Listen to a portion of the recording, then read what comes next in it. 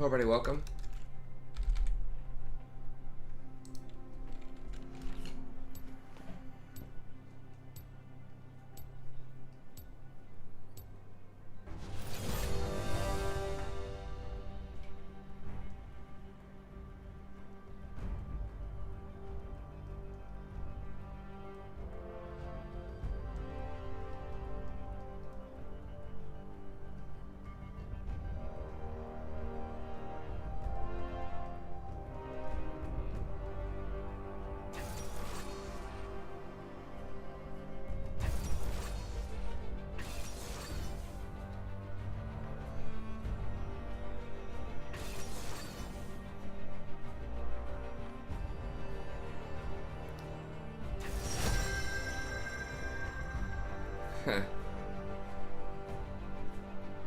Sending out a cut. Just tweeting here. Tweeting some memes. For the kids. This will kick it off with the Zyra game here. Feel the thorns embrace. Now, I kind of want to try out. Let's see what we have here. I think the. Oh, is it still called Rumble support? I'll try that out next game. I didn't want to do that with Twitch, but I do want to try out Rumble support again.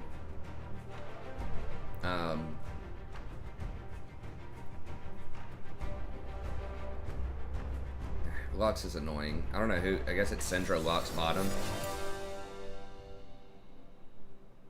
Could try Boots Biscuits.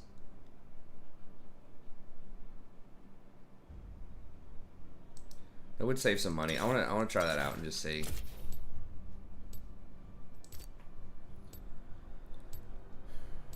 Could be Syndra Scion bottom, but I don't know who their jungler is.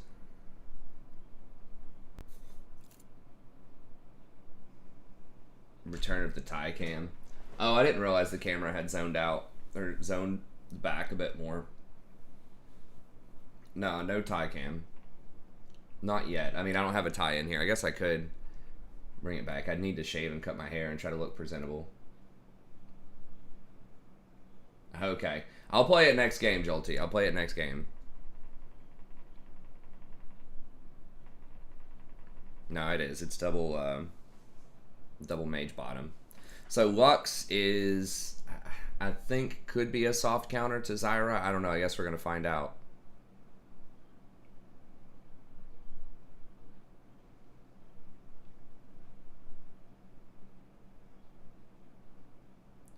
And I have to decide also. I think Leandri's is better. But Dark Harvester is also really good. Simping for girls on OnlyFans, that's right.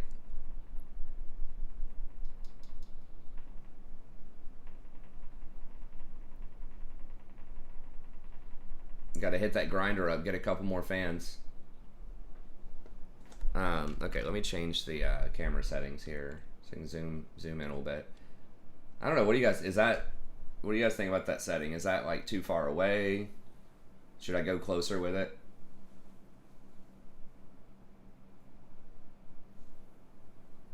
I can't tell because it looks really small on OBS, but hey, what's up, RSPS? Yeah, still doing well. Getting a late start today, overslept a little bit. I need to go put some coffee on. But other than that, keeping it really real. I think that was kind of troll how they cut off the ranked season yesterday, I believe. This is on the PBE. So let me know, like, there's no new items yet on the real server, right? Like, I looked at the items tab, I didn't see it, but I didn't join a game. But I assume they'd roll it out with a huge announcement and all this stuff. Maybe it's tomorrow. But, like, I don't understand why they would cut off the ranked stuff last night if they're not starting the new patch until tomorrow. Okay. I can do that. Hopefully they don't invade me here. Hope is always a great strategy.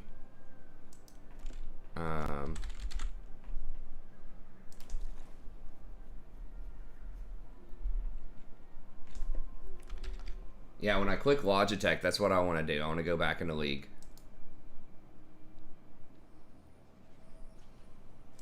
Okay, whatever.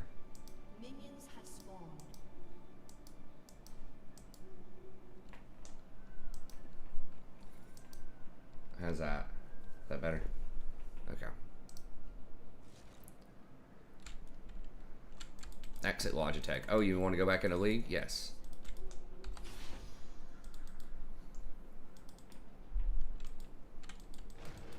Well, that means it's coming out at the normal patch time, probably, which is tomorrow around like 6 or something.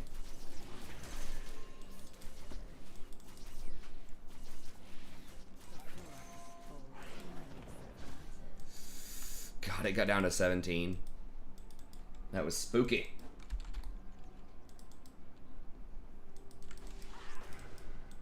No, apparently this whole day has just been no ranked, but no more like no working towards the end season goal in ranked, but no new items either. So it's a really weird limbo zone for one day, I guess.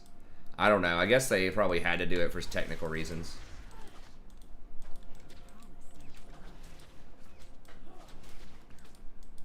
Trying to see. I thought Presence of Mind was really good, but especially if I'm going to go for Leontries, it's just kind of overkill on the mana. So boots are nice because it does give you 300 more gold.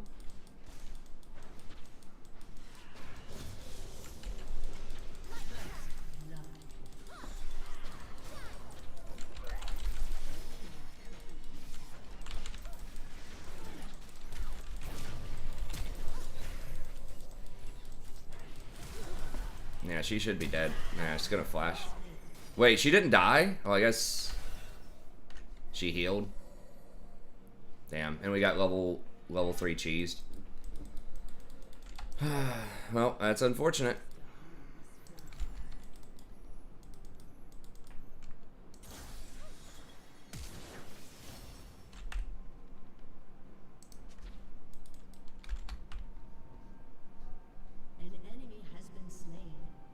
Wow, that was a really fast cheese, right?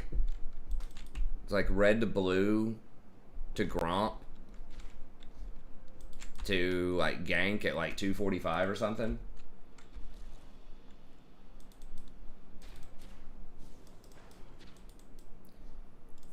Yeah, I'm doing it on the PBE because I mean, why play if you're not playing with the new items, in my opinion, right now. Yeah, I goofed up there. I didn't have a plant stored, or I probably could have killed the Lux, and that just threw me off a little bit. And it's got like just randomly really aggressive there too.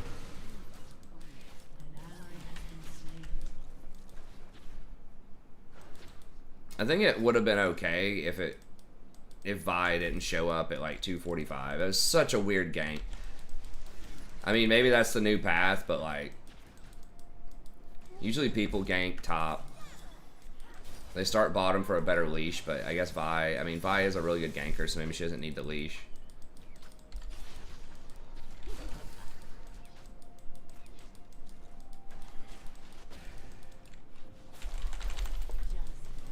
Shit, I misstepped. I'm probably dead. Are you fucking kidding me? Bros, this is the fucking PBE.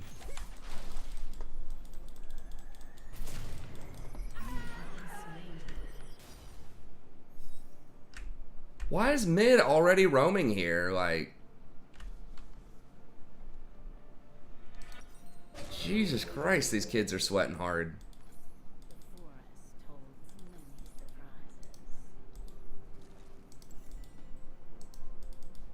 Well, let's see if it ends up punishing more off of roams. It said it was going to, with like the way that cannons work and things like that in mid lane. I think they've implemented that on the PBE.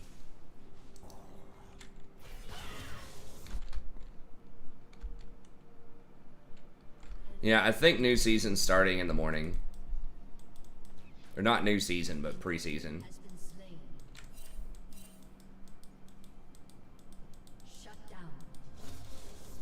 Wait, how has Skarner died 3 times when everybody's been bottom? Like, constantly. I guess he just died to Scion twice.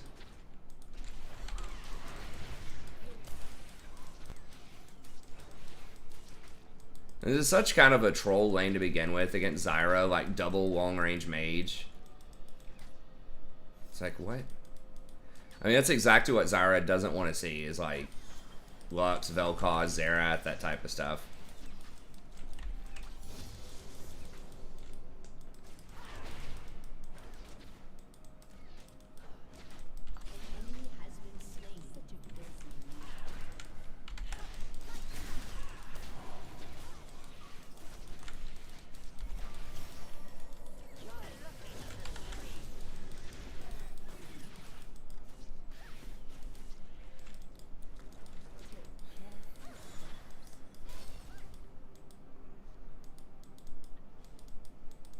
When's my next biscuit?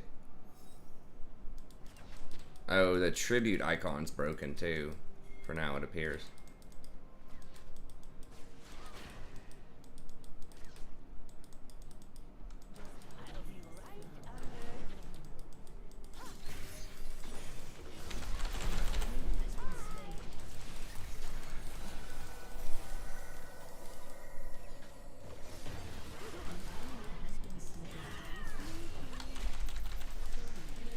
Okay, there we go.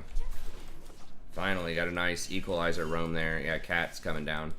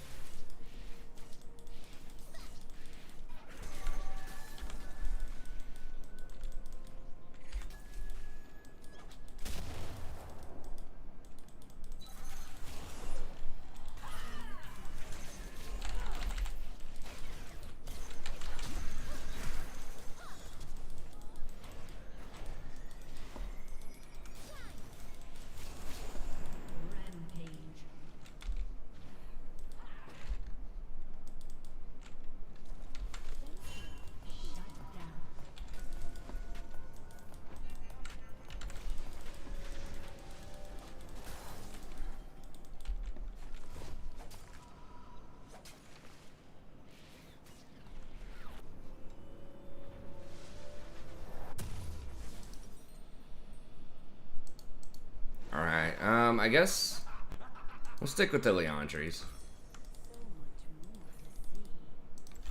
Yeah, mana hasn't really been a problem. I don't think that I need Presence of Mind here.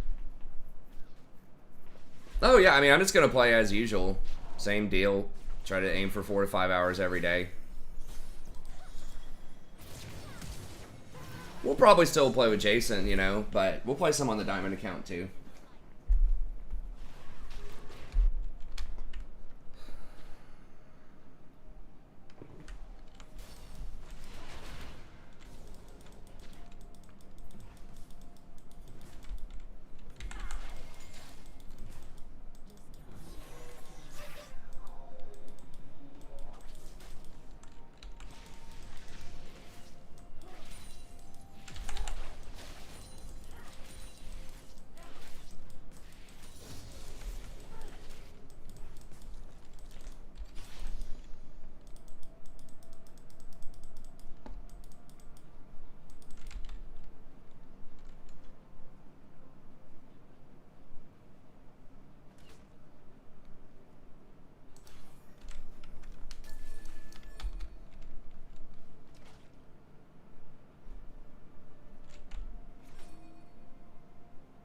Twitch is actually up in CS.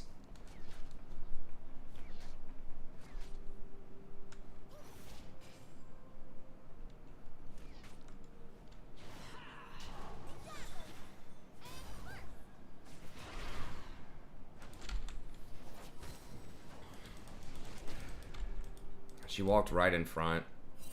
Damn it, that Twitch scared him.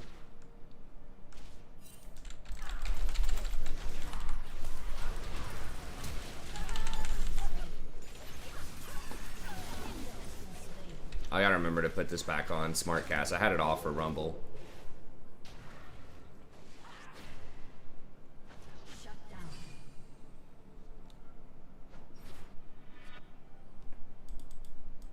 Missed the root though. It was kind of rough. Did get the assist. Damn. So they were supposed to make like Cannon Wave's middle like push faster or something and make them worth a little bit less gold. Hey, I just I did the support video, which I'll release starting tomorrow, but I think it's gonna be mage supports. So I think like Zyra, I had Rumble, Zyra, Brand, and Swain as my top picks. And I think I had Lux as number 5.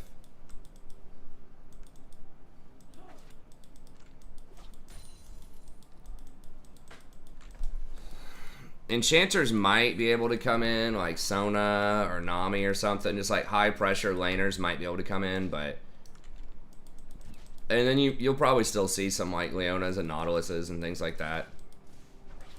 But the items dramatically favor AP supports over other ones, other options.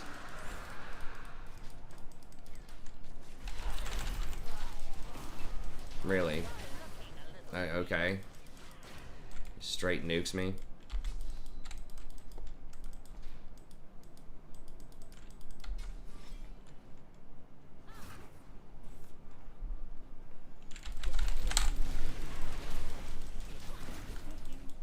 Nice, good follow-up Twitch.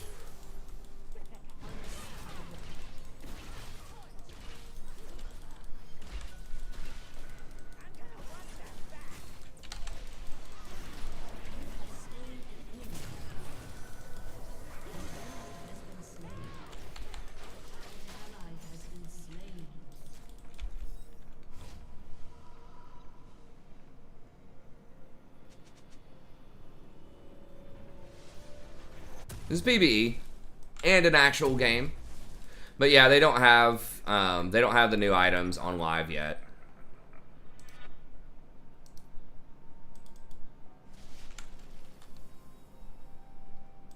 So to me, I just saw like pretty much no point in playing live without the items. Yeah, I played it a couple times last night. I'll play it again after this game. I just didn't want to play it with Twitch. Like, he's a lot better if you have, like, a Jhin or a Misfortune or something with him, but... Oh, yeah, Zyra's making a big... If you like Zyra, you like high damage supports, I think this would be the meta for you. Let me see. I don't know. I mean, I could be wrong about that, for sure. Oh, my God. Really? I didn't fucking see her. She's just hiding right here. Well, I got thugged. I mean, this is... Like I said, this is like the worst matchup. Just about. I mean, if Jhin was there instead of Syndra or something, but just like Lux plus some kind of like really long range threat.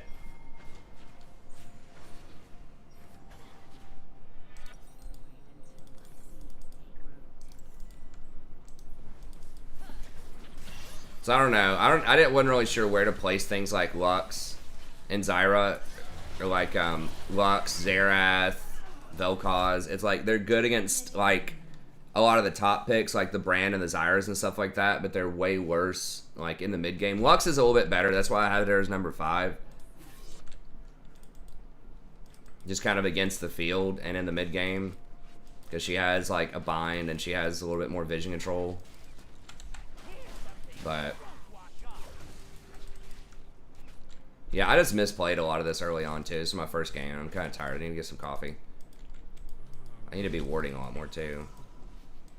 I don't have Ghost Poro, which I should be going Ghost Poro. I don't know. I'm trying out the boots. The boots are really handy because your build's expensive. Like having the extra gold is nice. Like effectively 300 extra gold. This is on PBE right now because live servers don't have the new items until like 6:30 this morning.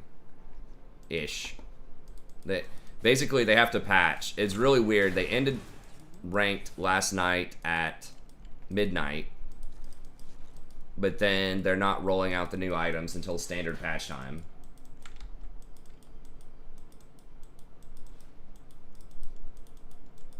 They can kill me with either one bind or one stun, so... Though we rush Blather and King, it's pretty bad. Oh my God, this is such a troll-ass lane. Why is she so tanky?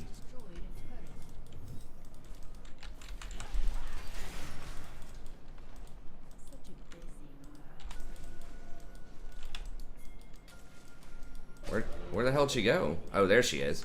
What? God, I guess they had that warded. Wow. She just ran around her, ran straight through our jungle. Why didn't that kill her?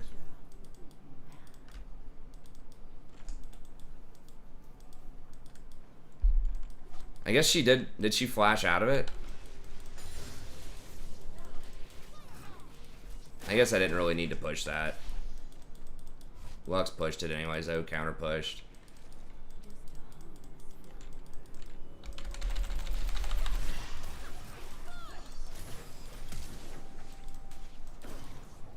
Twitch should be able to run her down, I think. Are you fucking kidding me, dude? God, I'm getting so trolled this game. Why is my damage so low? I guess, like, not having coup de grace is adding up. Because if I definitely had the extra 8% damage on targets below 40%, we would have killed him, for sure. 2 or 3 times. So maybe that's it. I just don't have that rune, and I'm used to having it. What else don't I have? I think I've got everything else. It's typical damage rune. Yeah, not having coup de grace is a big deal, apparently. It's 1200. I don't quite have enough. Ah, it's troll.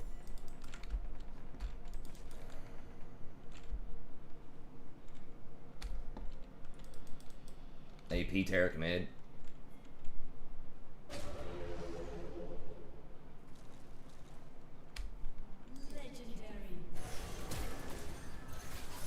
So I'm sorry to hear that, Deshane.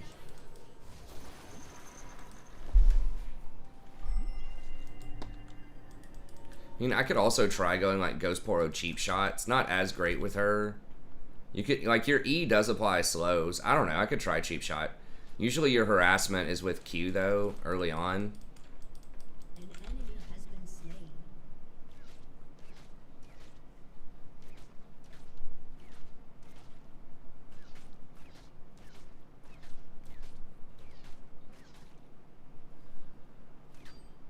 Your team has destroyed a turret.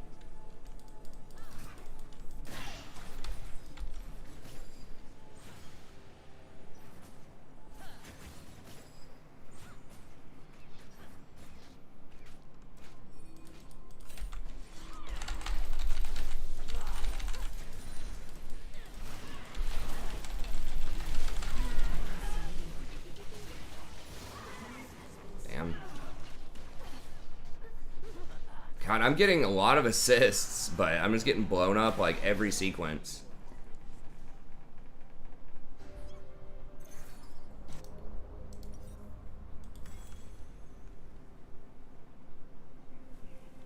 Legendary.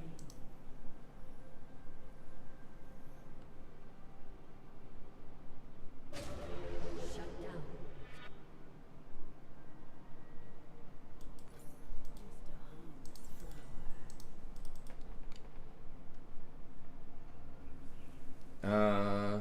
Yeah, I think Swain's pretty good. Well, I think that everyone's going to be talking about Brand because he did get slightly nerfed on this patch, but he also recently got buffed. Or on the upcoming patch. So I think everybody's going to be talking about Brand, and some people will be talking about Zyra. The other stuff, like the Swains and the,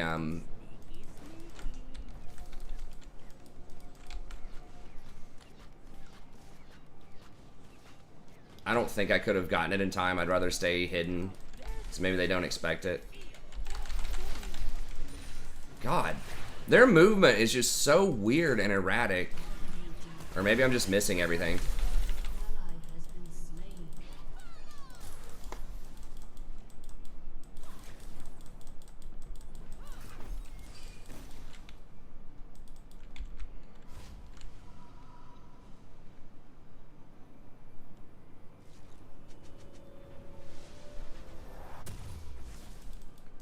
I mean, immobile stuff is good against mages, but the items are so much better on mages than they are on any other class of support. And having like really high pressure early is very nice.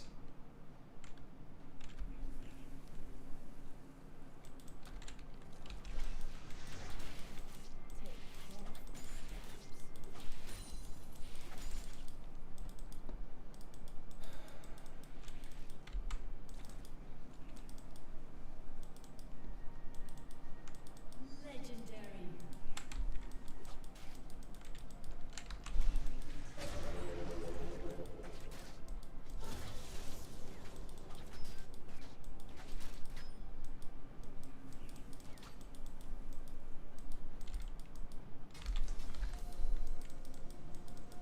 Oh, Lux is up there? Okay.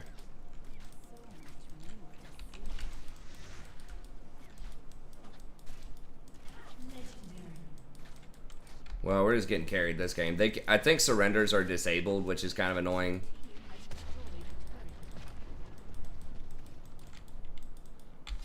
That's what they said. There's some kind of glitch with surrenders.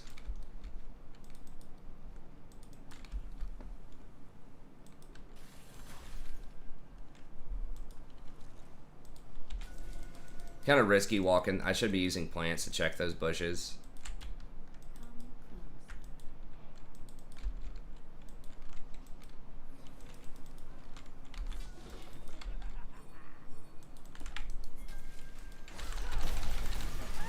Oh my god, I'm on the board.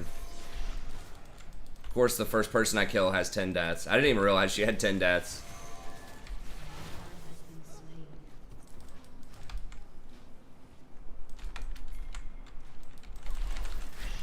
God. What the fuck? Why did he randomly turn back? It's just like everybody's movement. I have like no sense of where anybody's gonna move, I guess. He's just like walking along here. And then he's just like, oh, I'll just randomly turn back the other direction. He didn't even get close enough to ward, I don't think.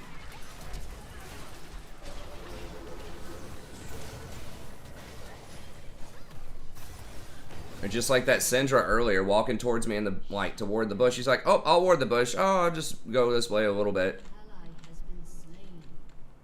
I don't know. Even though I have no clue that he's in the bush. It's just not my game.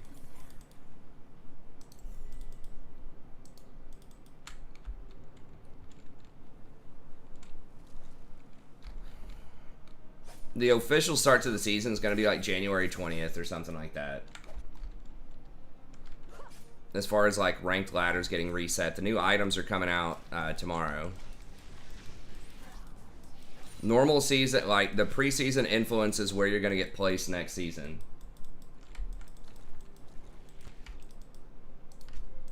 So like the ranked does matter in the preseason.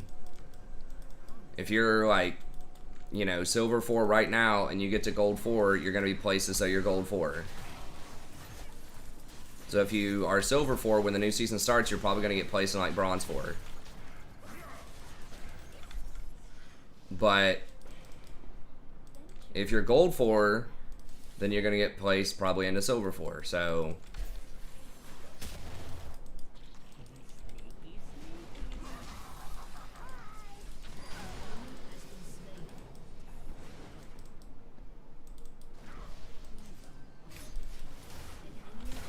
a lot of people think that preseason doesn't matter. It's like, well, it does if you want a good start to the next season.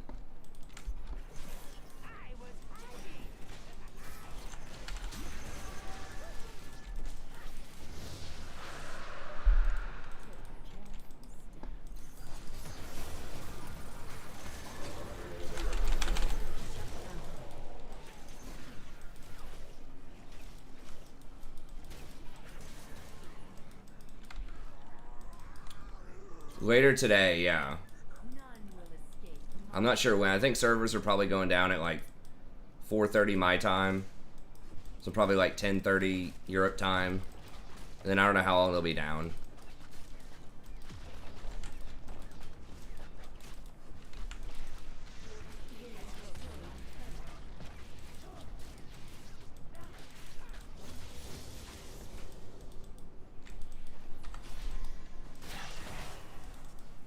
I did just remember something I forgot to do, but it's fine. I can do it tomorrow.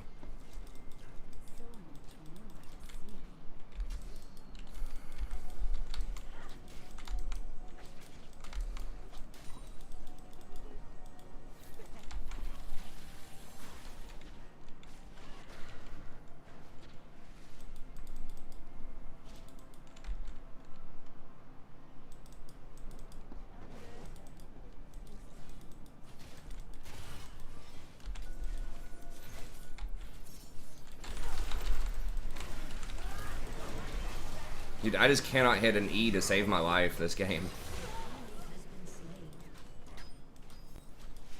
That's a nice thing about Zyra though, is a lot of times even if you miss, like you can still do a lot of damage. Even if you miss your skill shot. Like, the plant still hit her. I don't think they'll be that bad. I mean, a lot of people will want to try out the new stuff, but it depends on your elo bracket. But honestly, don't think it's going to be that bad.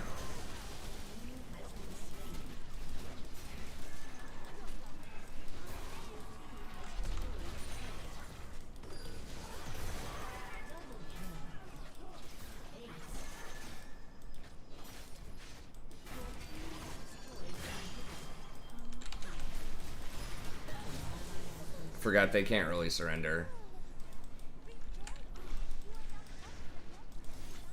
It's still kind of a competitive game too. We probably just need to back up. Everybody's low. Just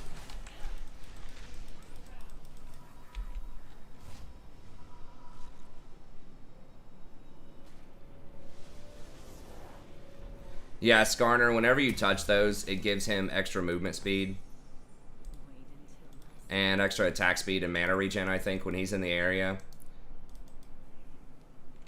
Oh, it doesn't show it on the mini-map anymore. That's interesting. It used to show where it is, so you could tell if somebody was there.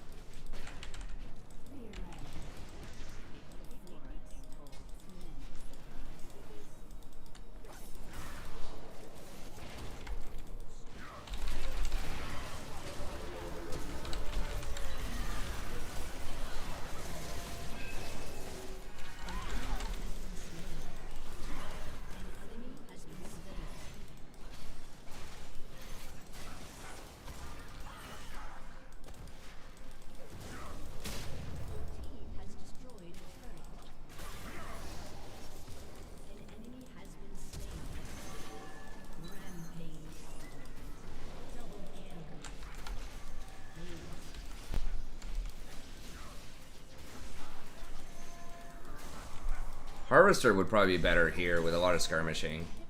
Yeah, mana really hasn't been an issue at all this game.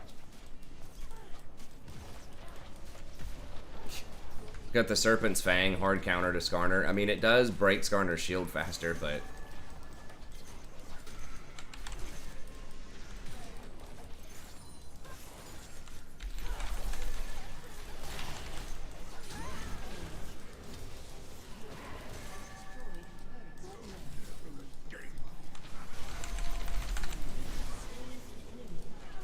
I was thinking she might flash. I was trying to predict her flash.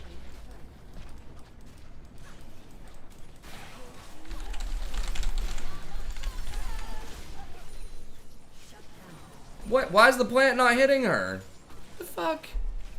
She was in range.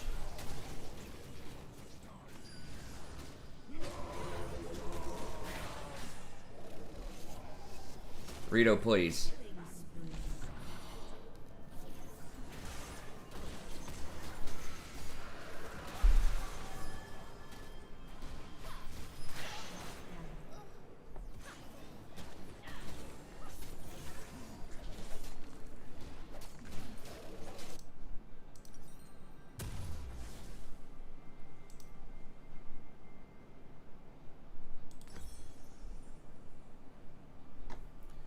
That new warding item is like a total trap, by the way.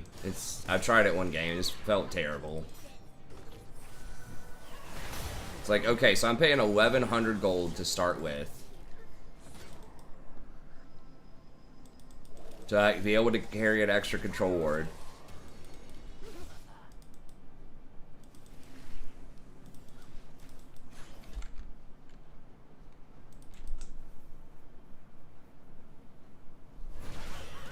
Isn't Sion fine? No, he's bad. I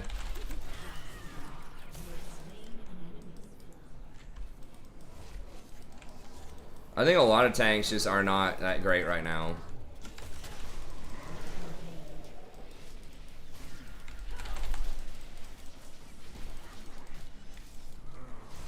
The tank items are some of the worst, like, new items.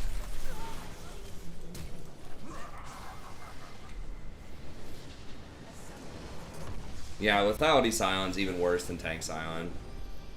Like, there are some tanks in, like, really high elos, like Ornn's good top lane, but most of the stuff that's going to be solid top are things that are difficult to kill, tanky things, but they aren't proper tanks. I don't think. So stuff like Darius, Garen, Set, you've got your classic kind of fighters up there, your Fioras, Camille's, Irelia, Jax is like tanky, but not a tank. That's like the bruiser type of stuff, I think, is pretty much replaced tanks across the board. It's because they're just way better with the runes and items. They do have some kind of matchmaking on the PBE now. But well, there's a lot of anti-healing. All the mages, you have access now to an 800 gold anti-healing item. The new Oblivion Orb, so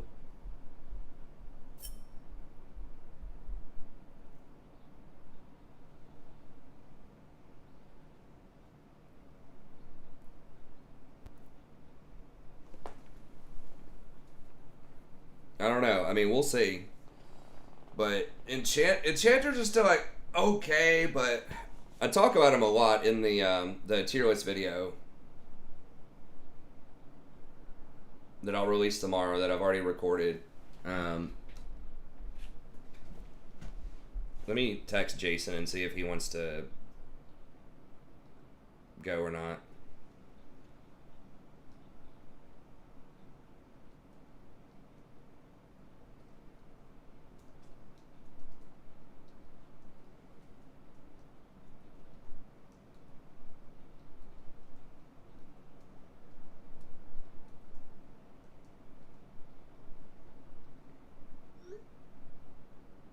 I'm gonna go get some coffee. I have to pass out. I haven't tried Nami. Like, high pressure enchanters might be okay. I'm just not sure what she's supposed to build. That's good, because I feel like all the enchanter items are pretty bad. Like, the best is probably Imperial Mandate. Trinity Force Twitch, baby. Hell yeah. I mean, it does give movement speed. It seems a little weird. I mean, basically Shield Bow. I kind of want to play a Jhin game. We'll wait until Homeboy's on here. Oh, Black Falcon was on earlier. You still here, Falcon? My homeboy.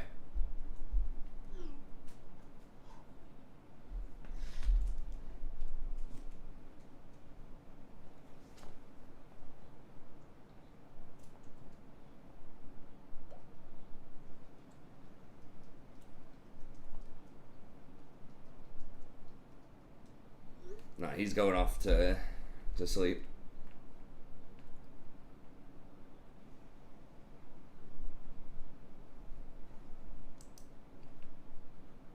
Try out like a AP Nami. AP Harvester Nami. I know. I need to go get some coffee. Huh. Yeah, I could try out a Jhin game.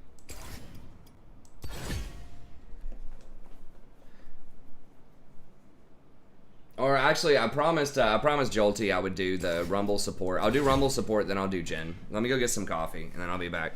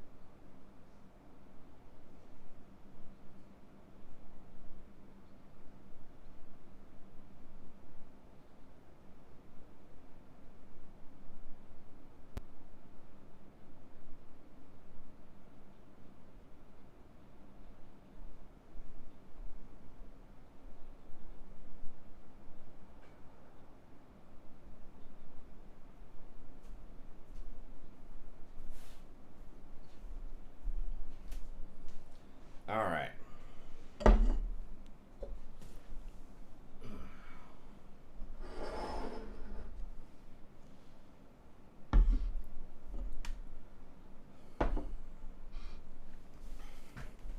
Okay, sorry about that. I had to have some coffee. My day's basically been, I got up yesterday around midnight, streamed. After stream, stayed up, worked on school stuff all day until I had to go to class. Was at class until like 7 o'clock. Came home, went to sleep around like 8 to 1. Got up at 1 and started streaming.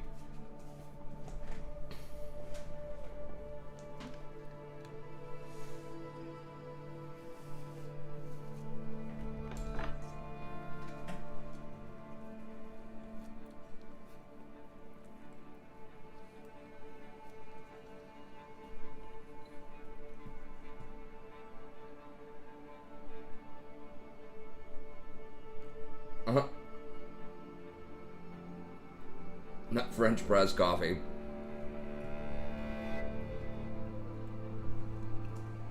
I just have a little pot, like the little pod things. A Keurig. I have like a generic Keurig maker. I forgot what it's called. Spoli or something.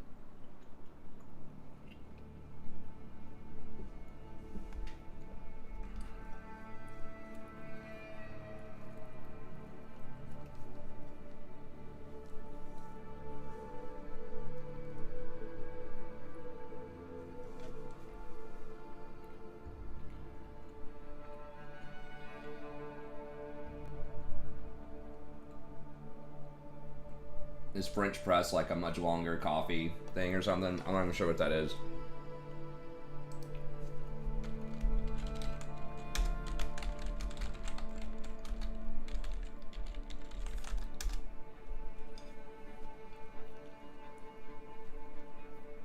Uh-huh.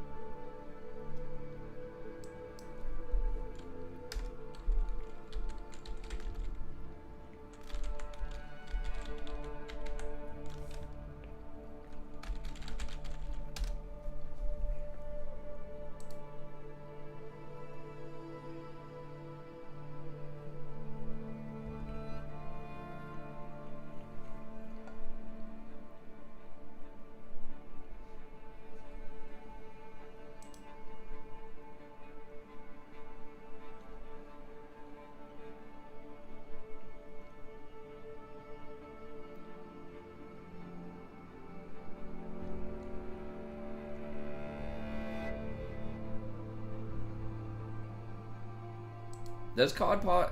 I'm looking at Pod Coffee.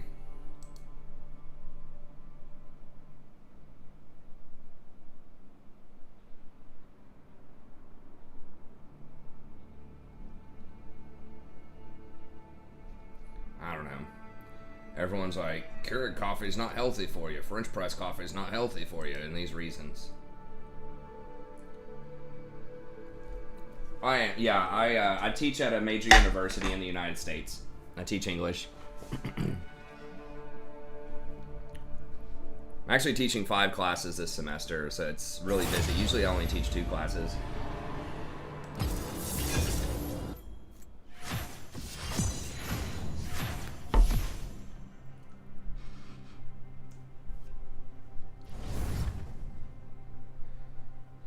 Yeah, I'll probably try out Rumble again this time.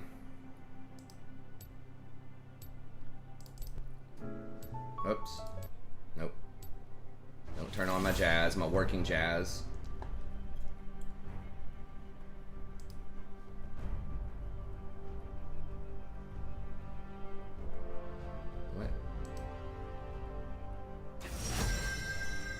Where's my...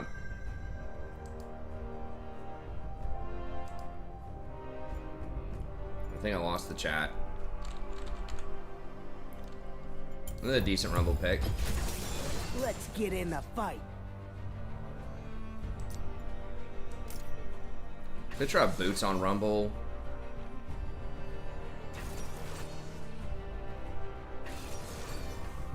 Biscuits aren't amazing on him.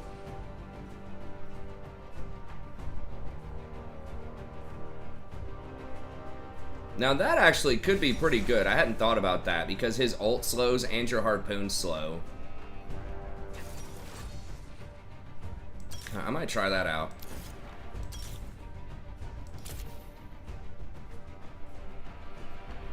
So bot lane is Shin.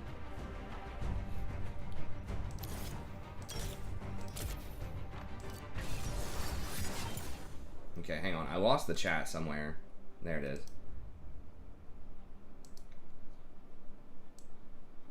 Okay, there we go. I do not conduct research, no. I teach.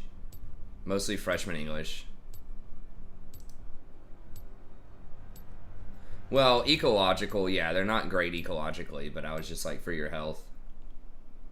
These actually, you can recycle these. They've got them now to where you can recycle them.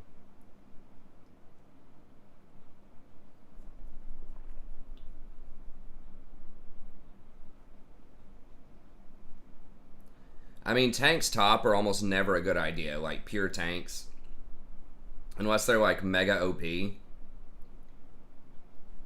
Now, Ornn is like one that could work, but usually, like I said, it's tank-y things that actually do a lot of damage that are going to be just way better in top. So something like Nasus, Jax, Set, Darius.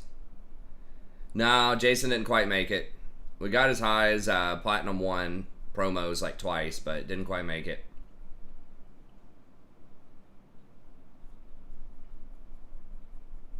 Have to see if we can get him up there in the preseason and into next season.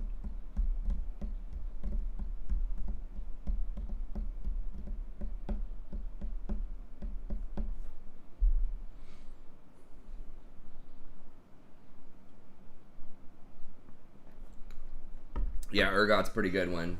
I mean, just like, I don't know.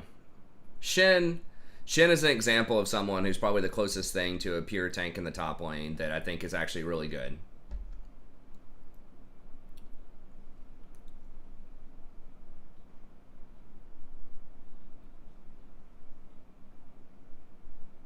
Yeah, you can ground your own coffee and stuff.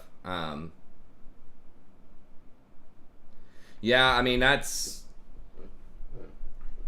kind of why I got it. I mean, I got it first of all. My wife likes to drink coffee a lot, and she was always complaining about having to brew a whole pot when she's just going to drink 1 cup before she went to work back in the day when you went to a physical job.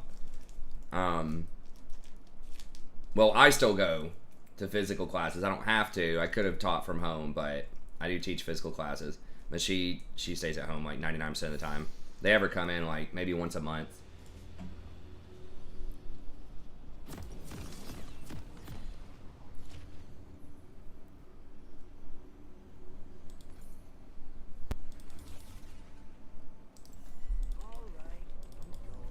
Lucian skin's hideous.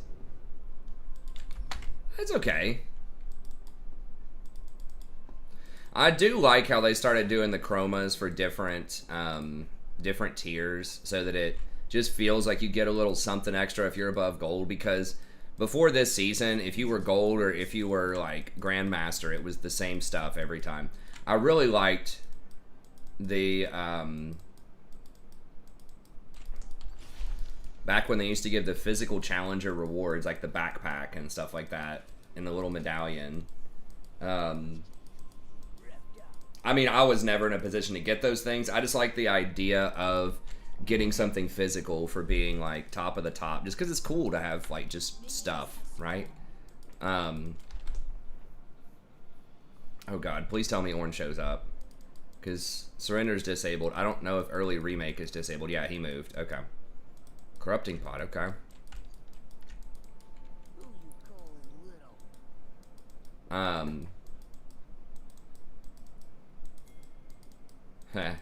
Yeah, the pod coffee, I actually like pod coffee. They've got a bunch of different flavors. I mean, maybe normal coffee has that too, but what's going on? Got a double jungle going on here?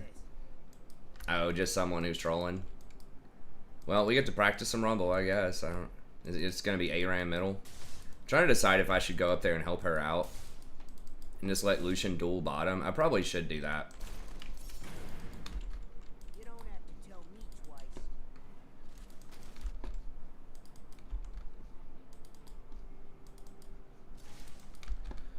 I mean, they said that people were just like abusing it and stuff like that. It's like, but people abuse Challenger anyways. They don't need physical rewards to do that. You know what I mean? God, I cannot get a shot.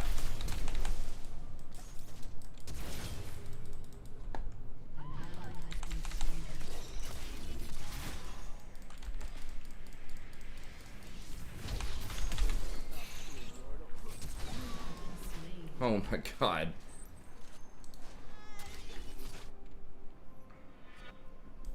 Alright. Those minions were just like hard blocking me. If I had flames over there, it would have been way better.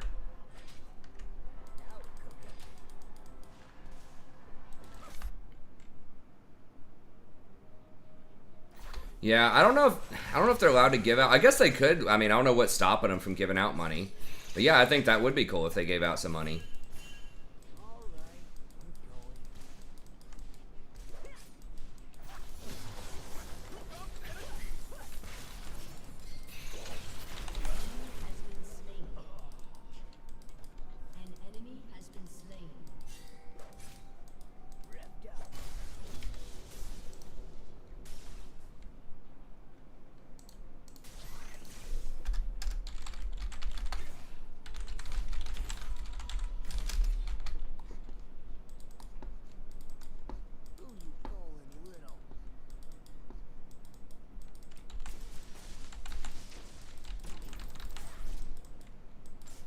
God, that shield. If you can't break that shield, it actually is pretty significant. Who wants a piece of this? Oh, I know. I was asking.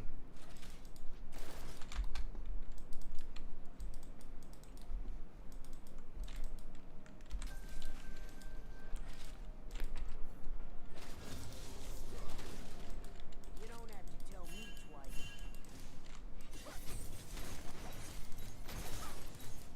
Oh, maybe she has chat removed.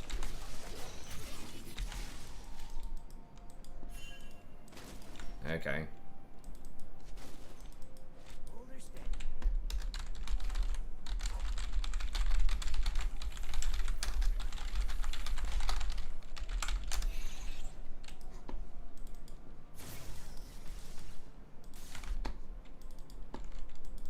Ever looking up to you, mortal?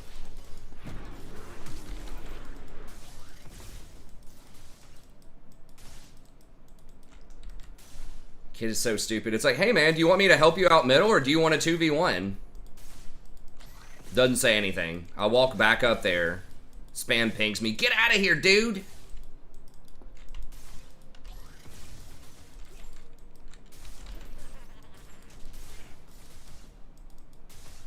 An enemy has been slain. All right, I'm going. An enemy has been slain.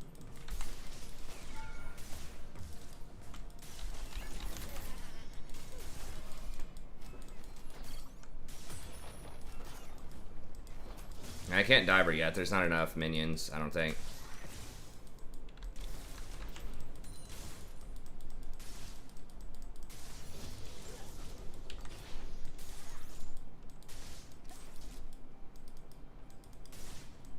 Well, yeah, but I mean, who cares if you sell them or not? Like, that's the same thing as giving a monetary reward at the end of the season. Like, why not, you know?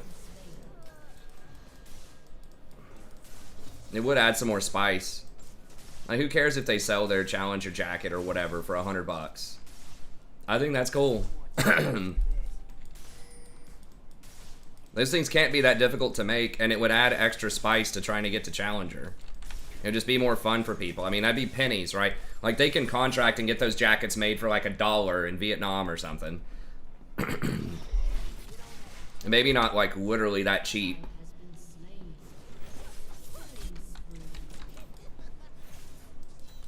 Oh, I'm a KS her. She gonna get pissed. Okay. How mad would she be if I threw a harpoon right there and got the last hit? She'd probably just AFK.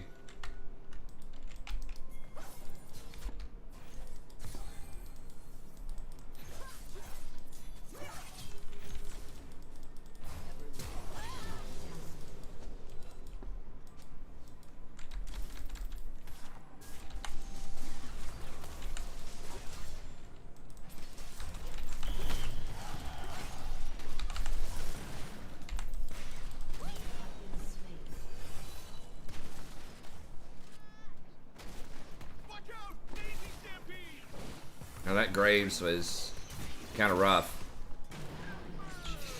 When are they gonna nerf that stupid ass champ, man?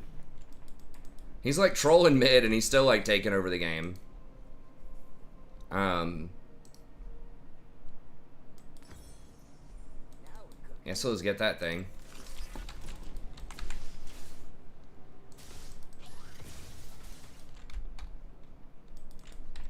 Nah.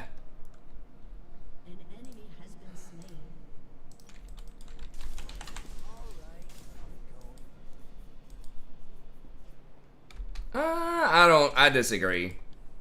I think the people up in Challenger, for the most part, already play the game a billion hours. A lot of them. I don't think there's going to be more people that because there's a $100 reward, all of a sudden, like, you know, they're going to play it significantly more. Maybe a little bit, but I think they're already committed to playing the game a ton. A lot of them are either pro players or content creators or, you know, whatever. So, I don't know.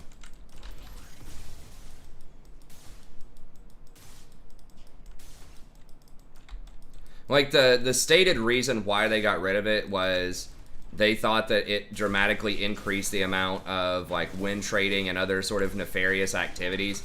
But I think it's pretty much been demonstrated at this point that that's not really true, that people still do that stuff, even when there's no monetary reward. Like, Shifter...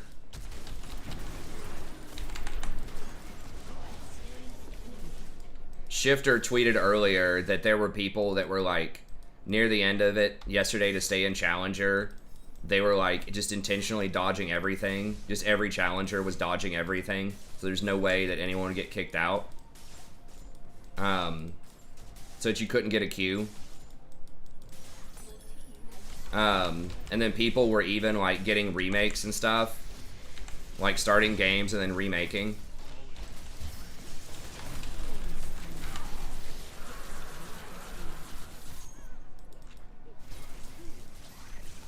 So, I mean, there's already, you know, there's just always going to be, like, douchebags anywhere, just about, that are going to, you know, manipulate the system any way they can. Oh, no, not like 1 million.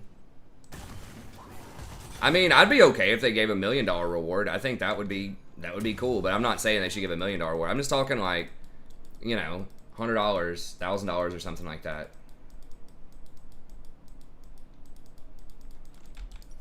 Depending on where your rank is and what they want to give out. But even just like $100 would be cool.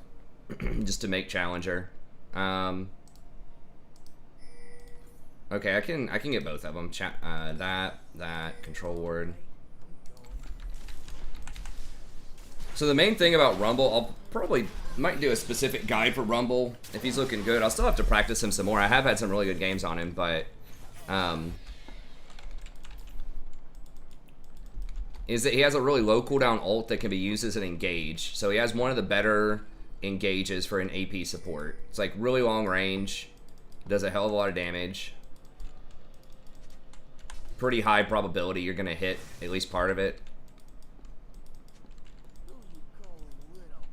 Amazing, like, sustained teamfight damage.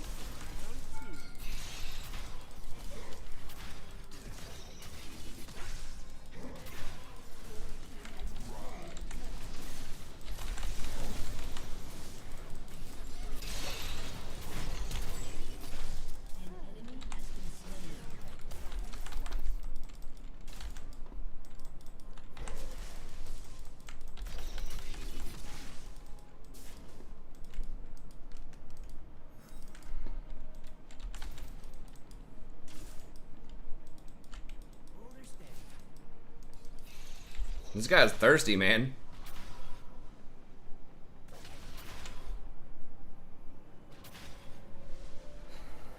Yeah, I mean, the main reason is just they felt that it was promoting... I mean, they obviously have a lot more sort of statistics and stuff than I have, but, you know, they were saying that it was promoting a lot of extra, whatever you want to call, shenanigans in Challenger because of the jackets. And a lot of them did get sold because it's a lot of, like, high schoolers in Challenger, right? Not everyone, but... especially back when they gave this kind of stuff out, you know, there was probably a decent chunk of challengers that were like 16 or 17. You know, maybe even 18 and in high school who sold those jackets because, you know, they wanted an extra, you know, whatever they sold it for. A couple $100. I mean, $200 back in the day, back when I was in high school, $200 was a lot of money. I mean, it's still a lot of money today, but especially back then. Particularly before I had a job. Guess I've pretty much had a job since I was a junior in high school, but back then they'd hire you if I think I was 18 when I started though. But some places would hire you if you were under 18, but it was more of a liability.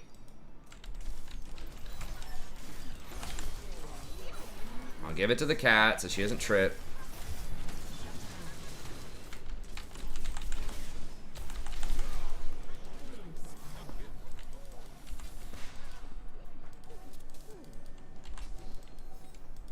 But yeah, I mean, why not?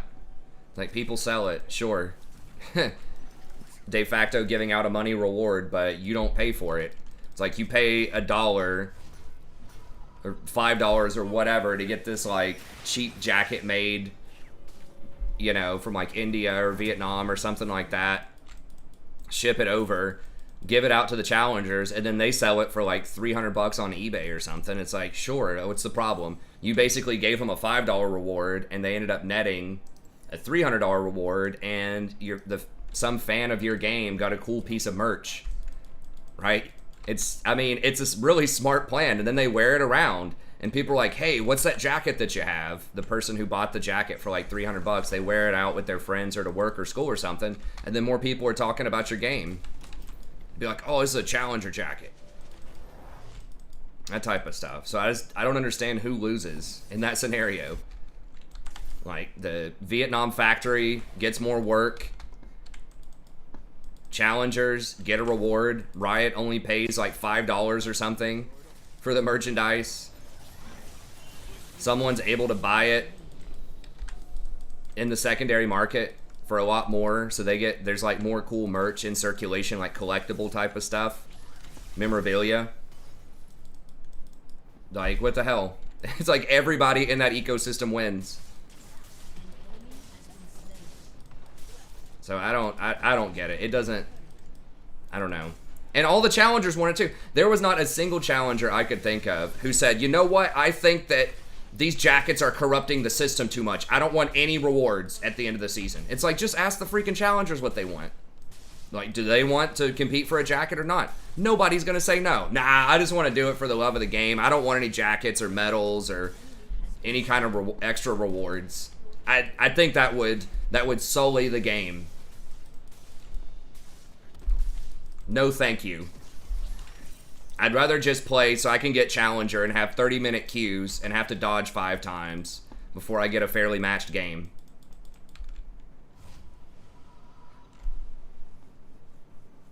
I'm not promoting it in Vietnam. I'm not saying specifically that. I'm saying that, like, they could get cheap jackets. That's my point. If you don't like Vietnam, India, China, name a place where they can make cheap clothing. Indonesia. Probably Mexico. So I didn't mean to have like a specific political message about Vietnam. I'm just saying that, like, somewhere cheap that makes clothing.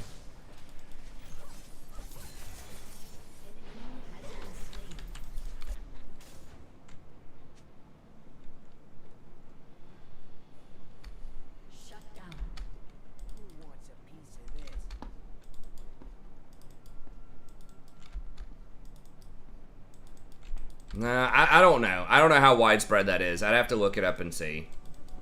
I don't think like every worker in Vietnam is a child that gets paid like 2 cents an hour. There might be some of that, but I don't know.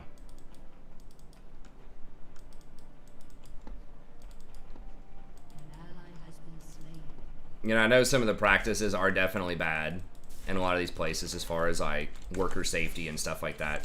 I think they are, a lot of places are cleaning it up a bit more though.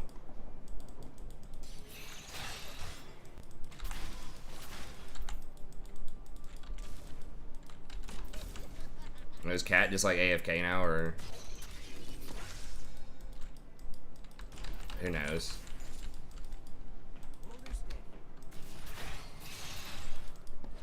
Depends on what we mean by exploitative. You know, if it's someone in wherever, Indonesia, that, you know, we're paying them $5 an hour, but if that $5 an hour is far better than any of the other work that they could get in that type of area. Oh my god. Ivern, please, don't let him get another one off. He's gonna get another Q off.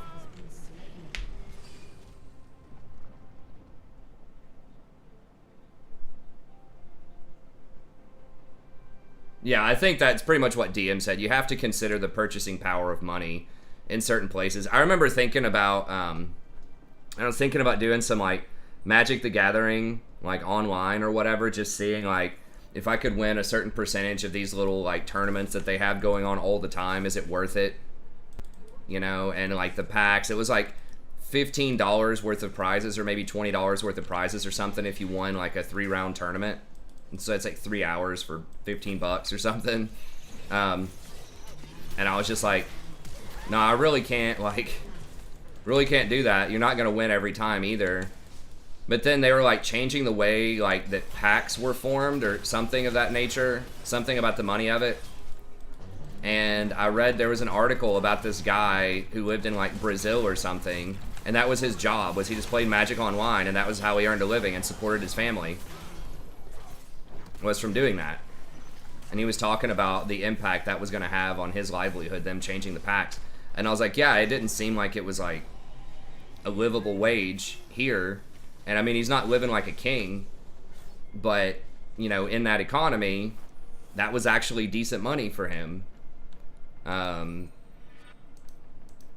Because like the US dollar is worth a lot more over there.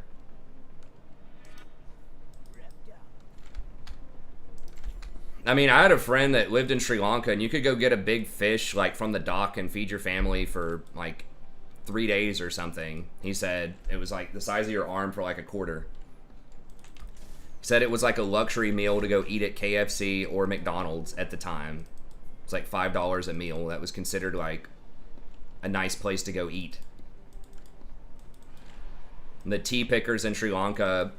Now, they were, like, he was saying they were actually, like, really poor, but they got $25 or 25 cents per day to pick tea in the uplands in the middle of the island. So that's, like, super poverty, but they're alive. You know, they are alive on 25 cents a day, but... Yeah, but $5 an hour would be, like, extremely good. We don't have any, like, big DPS here. I'm going to have to just run. He's probably going to blast me with his ult. Yeah. You know, Graves things.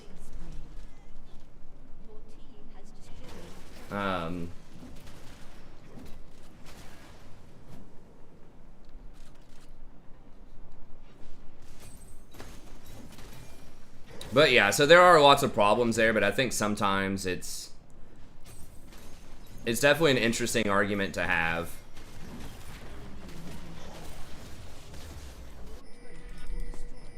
Is whether, because like a lot of those jobs would not be in those places if they weren't cheap, right? Like if they got paid the same thing as, you know, American workers or like a lot of other workers, then why would anyone send those factories over there to begin with, you know? So it's like, you know, it has to be significantly less because you have to pay to ship it over, and it doesn't have the same kind of legal protections and, you know, just other stuff that's built, like, there's just a lot more risk in trying to manage a factory somewhere over there. You don't have access to the same tax codes and all that kind of stuff. So, you know, they have to get paid at least, like, a pretty significant amount less than U.S. workers in order to, like, make it worthwhile to even open a factory in these places. So it's like, you know, would you rather them have no jobs, or would you rather them have, like, a job that is pretty good for them, but that we might think is not good enough, you know, for an American or whatever. So it's complicated.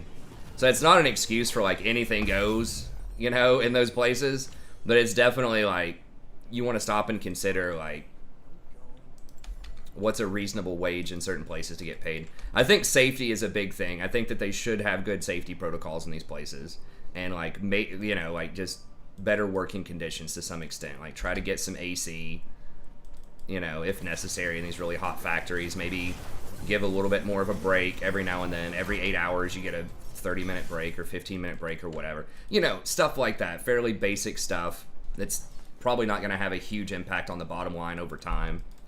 It's just, like, excessive greed. So just, like, some quality of life improvements for some of the workers. But then, like, how much do you actually pay them is debatable.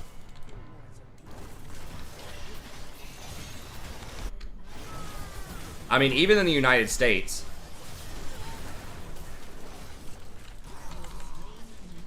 like, there's dramatic differences in, like, cost of living just between cities. Oh, come on, Orin. Put your head down and go, son. Like, $15 an hour, you know, people call that, like, a livable wage, or that, you know, in, like, California or LA, they're gonna say that's not even a livable wage, where that sounds like freaking baller money to me. And in a lot of places in the South, that would be a lot of money per hour.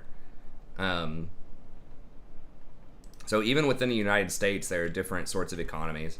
What do I even get here? Okay, so Zaya just AFK'd. Graves was trolling the whole time, and he's still going off.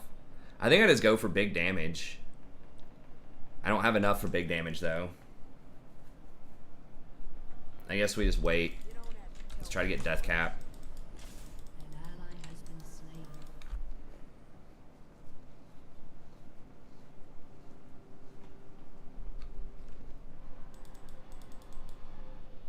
2:15's in a half hour. Well, I don't know. It's been a long time since I've worked those types of things. I feel like when I worked at McDonald's back in the day, I feel like 8 hours was one 30-minute break.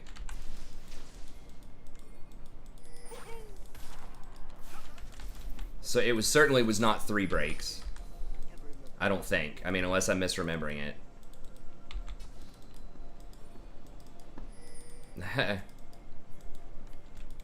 So yeah, it just depends on where you live and what you do. I mean, everywhere is a little bit different.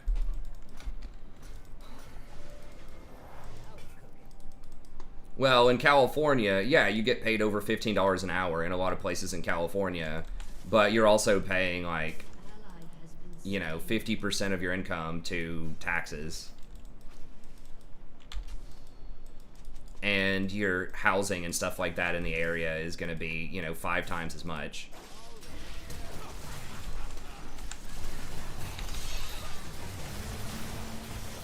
Damn. Fucking Graves is so OP, man. The new PBE is really strong, too. Okay, I think we're starting to get him, though.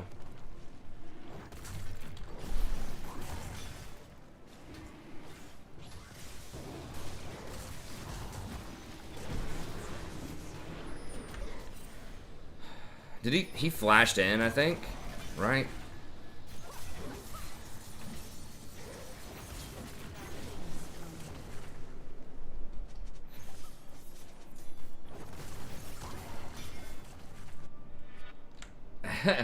Varies wildly.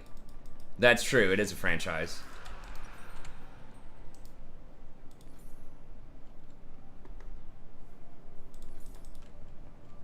Yeah, I'm just saying it's very different. I assumed, yeah, he was talking about the breaks in New Zealand or whatever, but God, for smoke breaks.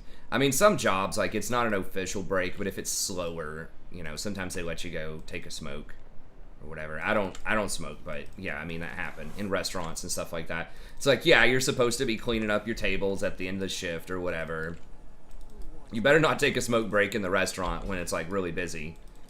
But yeah, you know, at the end of the night or whatever, it's not an official break. You didn't get a break working at the restaurant. It was just assumed that, you know, you would, like, as you're managing your tables, if you need to go to the bathroom or whatever, you could. But yeah, you didn't get a break in the restaurant, even on, like, a, you know, Valentine, or, like, Mother's Day, like, 12-hour shift or something.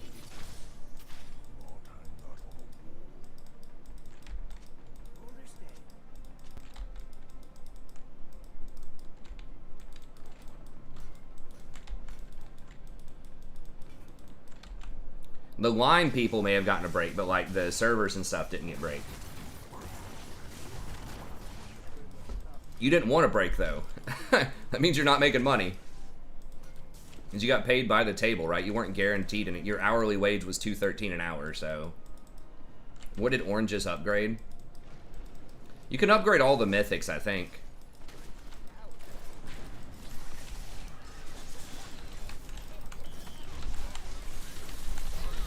Oh my god, what? The...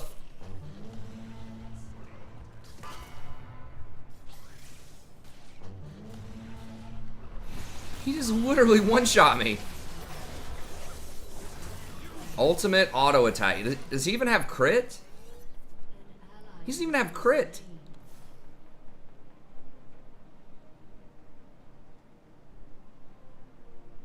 Yeah. He has 20% crit. He literally crit me with 20%. Your team has destroyed a turret. Okay, bro. I mean, we're probably going to get it anyways, but... Jesus, dude. Nerf that champion. I've seen him build so many different items, too. You can build almost anything in BOP in the preseason. You actually got to have an hour break to nap. Yeah. The siesta. I was asking some, this girl who's writing about Mexico, like Mexican, these factories. I forgot what they're called. Maquiladoras or something. I can't remember. Where they're like on the border and they build cheap stuff. And I was asking her about like, I was like, what's up with siestas? I was like, do they have a siesta or something there? Because she was talking about how, like, they weren't given all these rights and things like that. And so I was like, are they still able to have siestas and stuff? And she's like, what's that? And that's it, you know, like, halfway through the day or whatever, you get to, like, take a break. I was like, isn't it a break halfway in the day? Like, because of the heat or something? And she's like, I don't think so, maybe. I was like, well, you're gonna know more than me. She was being really humble about it. I'm like, you're from Mexico. I'm not. I don't know. But yeah, she was being really nice about it. But she's like, yeah, basically that doesn't happen over here. So then I was like, oh, that must be a Spain thing. She's like, maybe. She's like, I don't know anything about Spain. You don't have to tell me twice.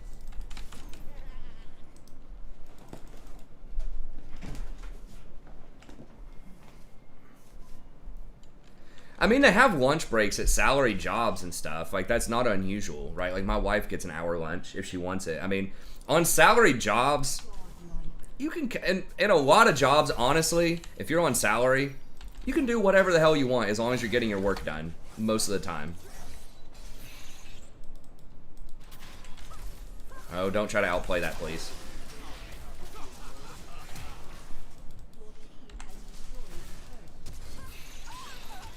Oh, she needed to sidestep that.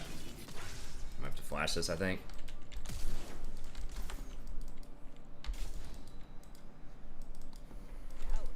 It depends on what you're doing in your job, but like most of the time, you're not gonna be like they're not gonna be watching you 24/7 at most jobs, and frankly, they're not gonna care as long as you're doing what you need to be doing. It's fine. So it's like, yeah, the US may not technically have a siesta or whatever, but if you want to take an hour lunch break and you're on like you're on salary and you don't have any like really important meetings or whatever.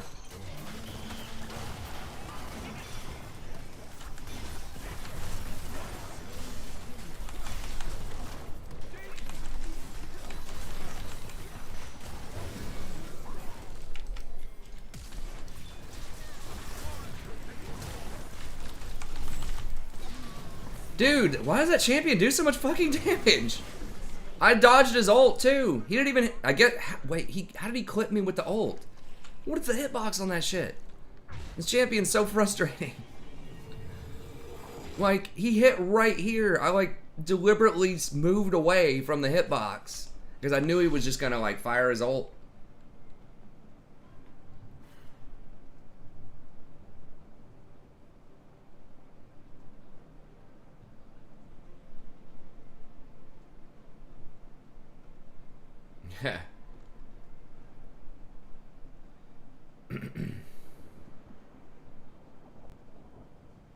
Yeah. I mean, like, you can still work. I mean, in the restaurant, some of the restaurant managers, like, routinely work 12, 16-hour shifts and stuff like that. You know, so they'd have to get there early in the morning and watch, like, prepping food and things like that. So, yeah, salary's not always a walk in the park. But...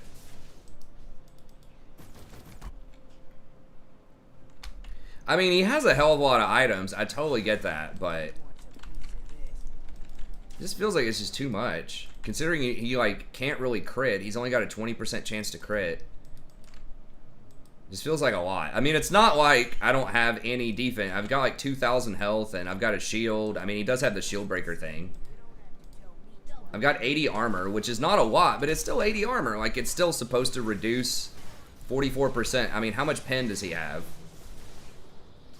He has 18, 36, 12, 48, 58. So he has 58 pen. Nice. So he has 58 pen, but I would still have like 21 armor, which would reduce by like 17% or something his damage. So yeah, I just don't know how the hell. What's his AD? I mean, his AD is probably like 400. Dude, in the freaking game. I just want to go to a different game, guys. It's the freaking PBE. Just go try something else out.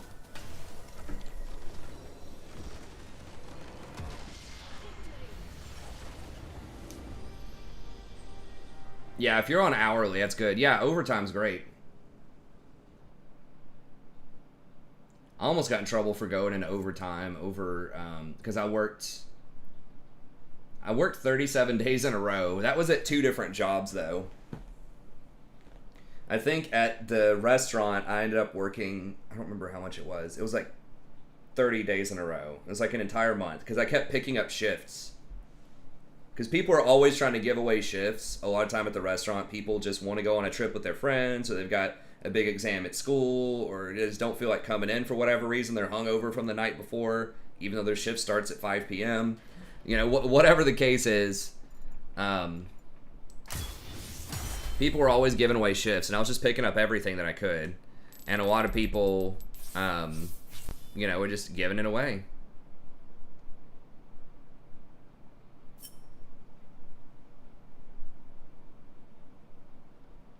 What sort of thing? Collector. Oh, 400% damage to shields. I mean, it's a very niche item. Yeah, that's not the best item that he could have gotten for sure. But yeah. I mean, I was having a terrible game. I was getting totally dumpstered that game, and I still did, like, okay. Sort of. Okay, we'll do that gen game now. I told Black Falcon I'd do it.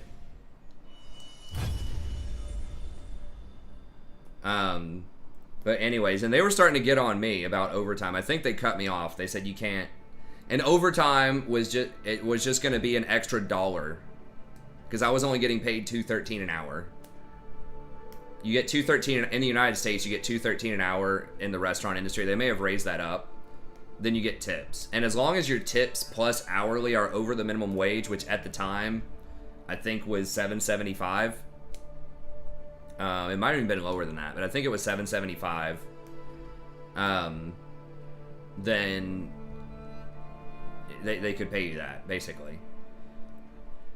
But they were tripping over $1 extra per hour that I was working there because it just looked bad. It's like, why do you have somebody in why is one of your servers in overtime?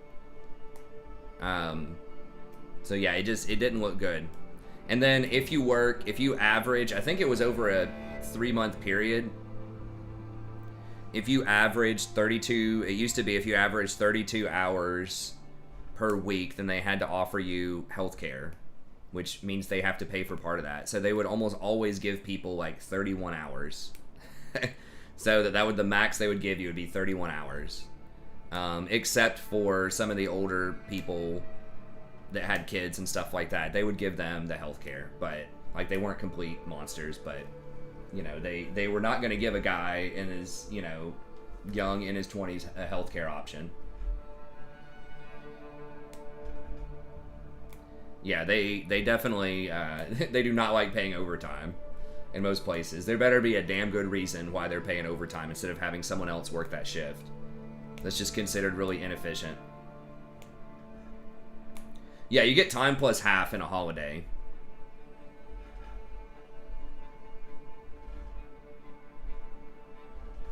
You get time plus half. You don't get an extra day off work, I don't think, most places. But yeah, it's basically overtime pay.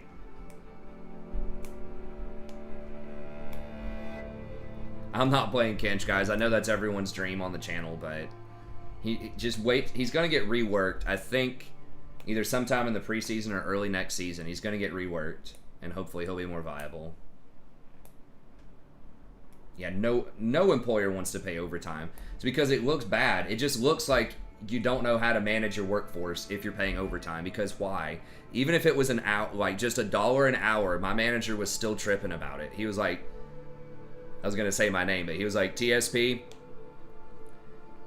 you gotta take a shift off here because we can't have you in overtime. Like, he wasn't like completely furious, but I said it's $1 an hour, and he explained it to me just like I'm explaining it to you now. He's like, yes, but I turned these numbers into corporate.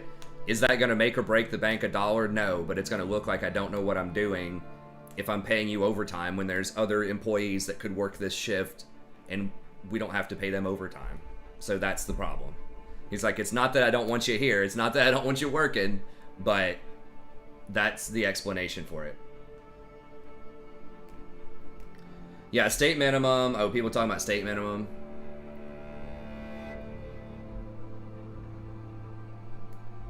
Yeah, there's a federal minimum. A lot of states, especially the really expensive states, have a minimum that's over the federal minimum. So the companies have to obey the state minimum if it's higher.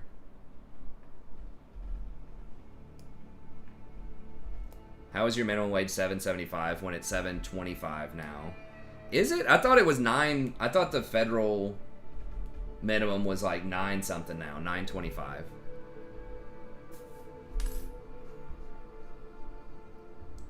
I thought they raised it. Maybe they were talking about it, but it never happened. Oh, it is $7.25.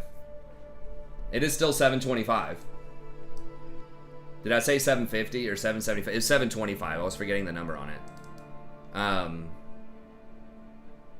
Yes, I mean, that's the last time it went up. It literally has not gone up since I worked a minimum wage job, or since I was thinking about minimum wage, like, stuff back in the 2012, I think, was the last time that I worked in the restaurant.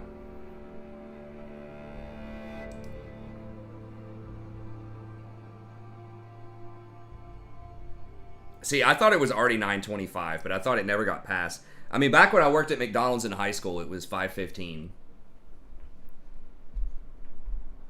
I remember thinking I was a baller getting like $6.25 or $6.50 because I worked closing shifts.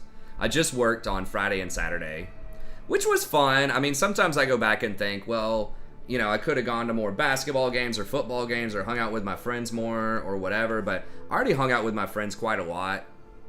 You know, and I had a steady girlfriend for most of high school, so it's not like I could even go out on the prowl, you know, on Fridays and Saturdays. And I made some money, and, you know, I got to save it spend it on stuff. And I had fun at work too. You know, it was McDonald's, but there were like many other teenagers that also worked there, and we'd goof around and have some fun and stuff like that. Like, I still have some interesting stories to tell, so it's fine. Because I think, you know, what, ideally, like, when my daughter's a teenager, am I gonna, like, try to push her to get a job, or do I want her to just go out and, like, you know, save her the time and go, you know, go hang out with her friends more, or get involved in more, like, school clubs or something like that. So it's tough.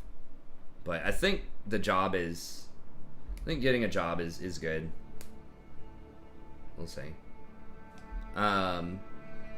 Walmart distribution center, they start you at 18. Yeah, I mean, that could be good. I honestly would not, I probably would not like working in a place like that. Like, I would want to be doing something people-wise, but if you are going to work something that's just like a, you know, a minimum wage type of job, that's a pretty good one. Oh, nice. Wow, you traveled around, Black Falcon. I think, you know, I think a lot of places, it's just who you work with, honestly. Like, a job can either be really awesome or really terrible, and it's almost always just dependent on who you work with. You get a cool manager, you get some cool coworkers, I could have fun doing almost any job, right? It's not where you are, it's the people you're with most of the time.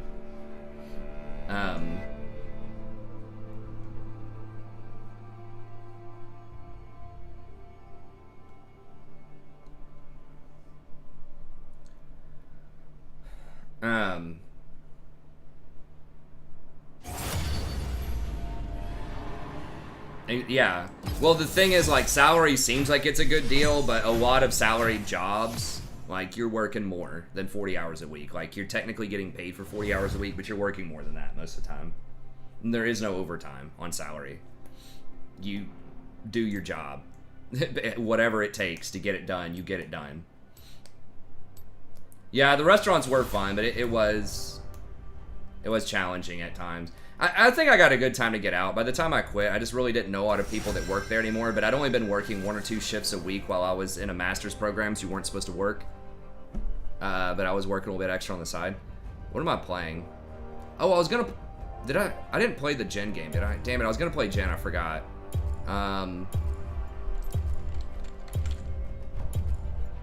Talking so much. I'll get him next game. Or no, did I sign up for ADC and I just got support? Is that what happened? Yeah, you gotta make sure you got enough money. Kids are very expensive. Daycare will blow your mind if you're doing daycare. Okay. Okay, I tried to get Jen. Okay, so we'll wait a second and see if I get it.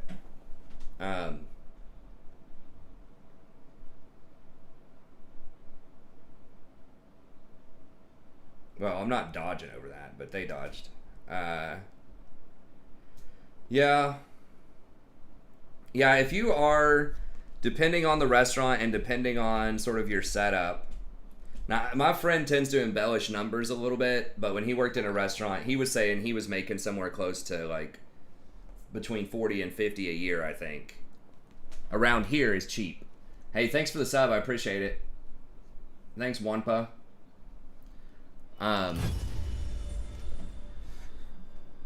But he was making, like, really good money.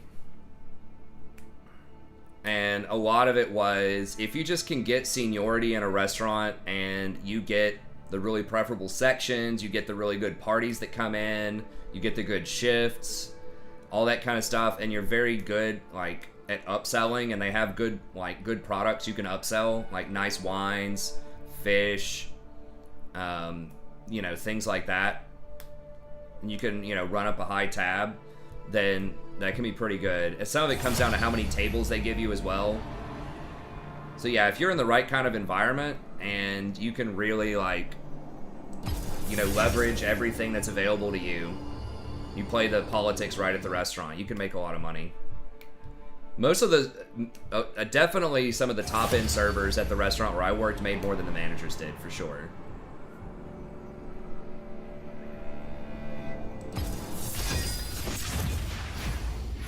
Nobody's been picking Jhin lately in the bot lane, which is kind of weird, but... Well, it's not even necessarily seniority in terms of, like, you have to be the oldest person there, but you just have to be you have to be the chosen one at the restaurant most of the time. You know, everybody's going to have their favorites, and whoever's doing that schedule, you damn well better, like, if you're really trying to maximize your money. I never played the game that much. Yeah, play politics, you know, go hang out with them, go have some drinks with them, you know, after work. Whoever that manager is that writes the schedule most of the time, you know, go over to his Super Bowl party or something and hang out. You know, whatever it takes. Get in with that person. Get scheduled for the good stuff. Work the hostesses. You know, they had to tell people quit sweating the hostesses most of the time. But, you know, the big parties that were pre-planned, you know, one of the managers would schedule those ahead of time for certain servers. And then, but the hostesses would seat people. So if you could just get over there and be like, hey, this 4-top of high rolling people in suits just came in. Like, hey, give me that table. You know, that kind of stuff.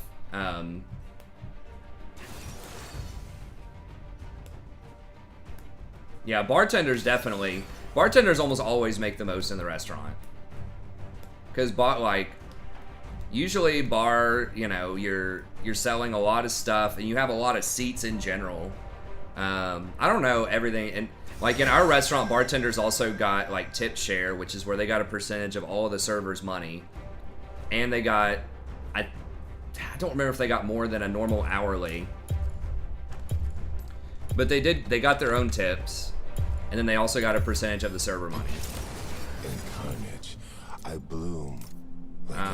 Okay, hold on. Let me focus here. What is it? It's Fleet, that,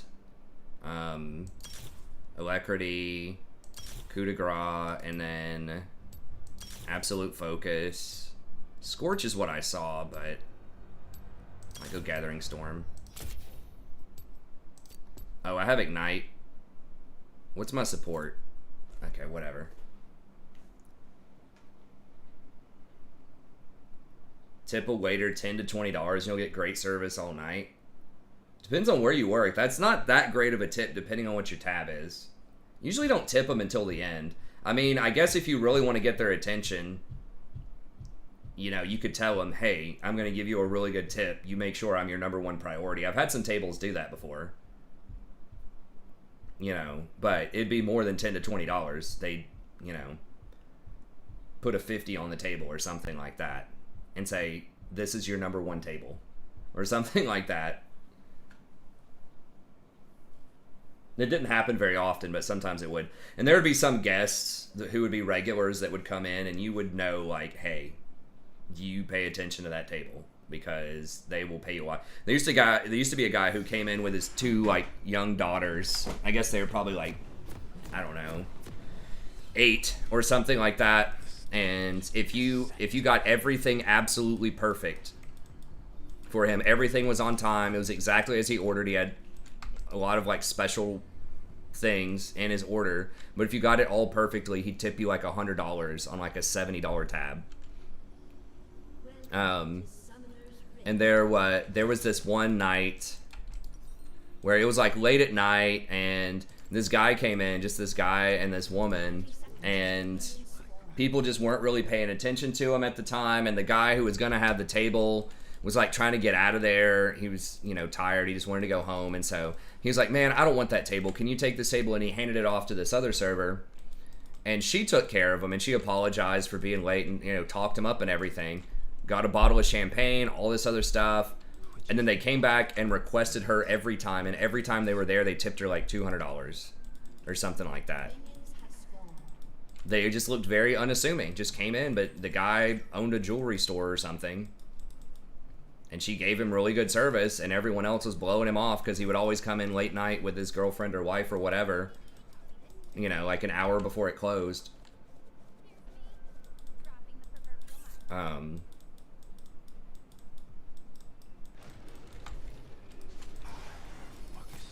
But yeah, $10 to $20 is not going to get. I mean, that's a nice tip. It depends. It needs to be at least 20% on tips if someone gives you decent service. I tip Like, I usually tip like 30%, but I don't go out to eat that much. If they're just absolutely awful, I'll probably tip them 20%. Behind every mask is another mask.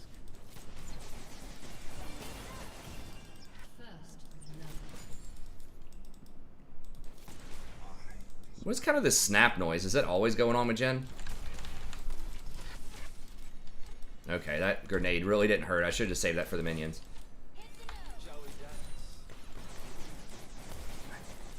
I really hope misfortune support doesn't become a thing again, because that's just really annoying.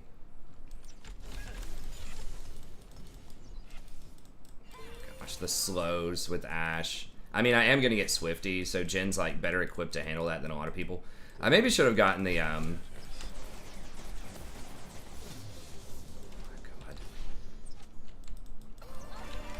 Okay.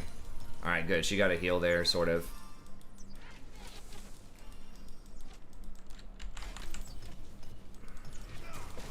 Each bullet is a song. I should have W that, I guess.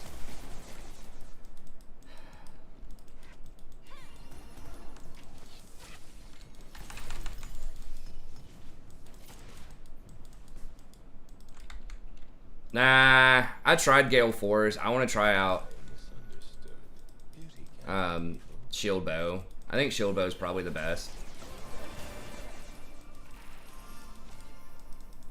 We're gonna fall behind until we get some help here. This lane's just really obnoxious.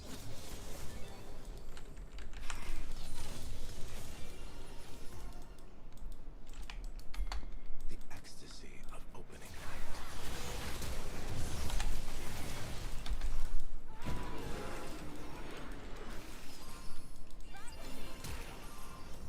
Oh, if she hit that, we could have got him.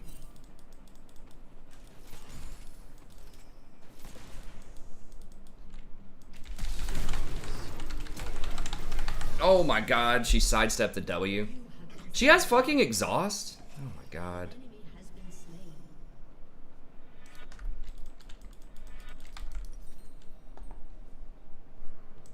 Especially because I really, really want sustain in this lane.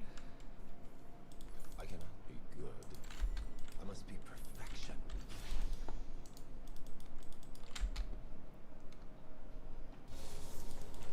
The sustain is actually quite nice, because there's going to be a lot of stuff that's going to be poking you out in lane, I think, in this meta. Misfortune's the support, I believe. Yeah.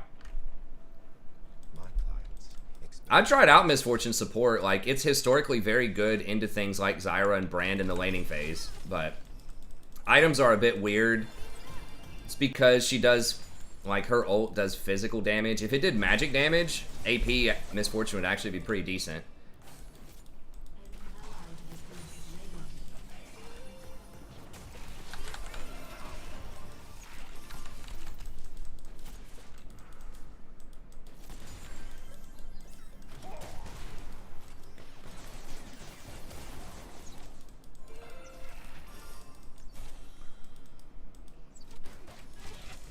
art requires a certain cruelty. Oh, come on.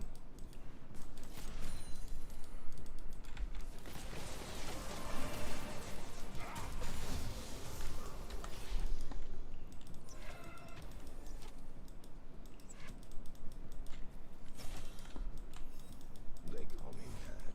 All artists are mad.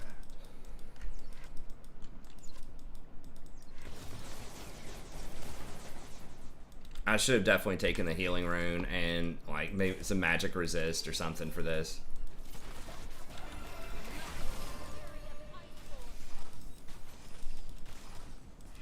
Divine.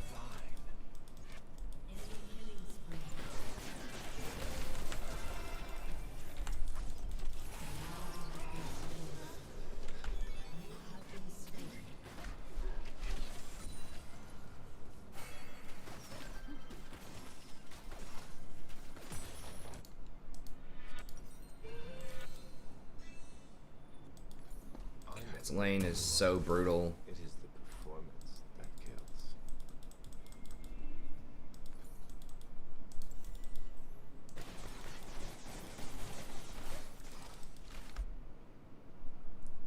Well, now you can build a lot of longswords with shield bow, which is a massive, massive improvement to rushing Infinity Edge.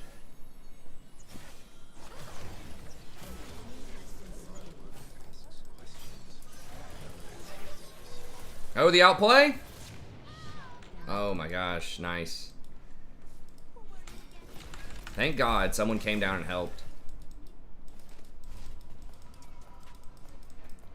If you just don't have one of those pressure like supports, man, it's so hard to do anything in the laning phase.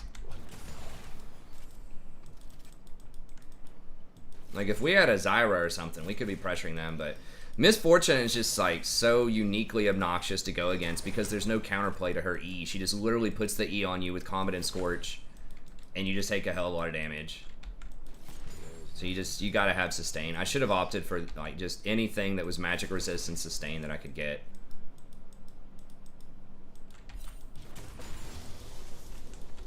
So I'm getting blasted. I'm probably behind like 40 CS. It's not that bad yet, but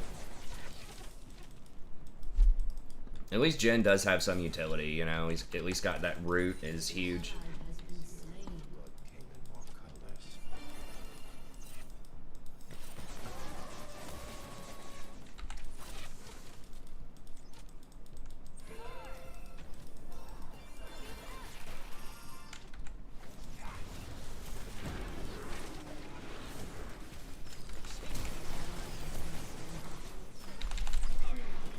God.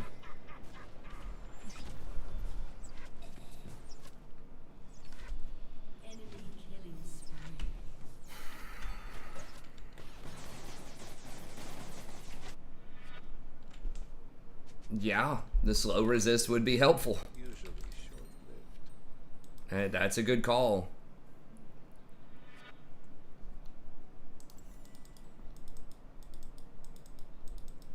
Enemy killing spree.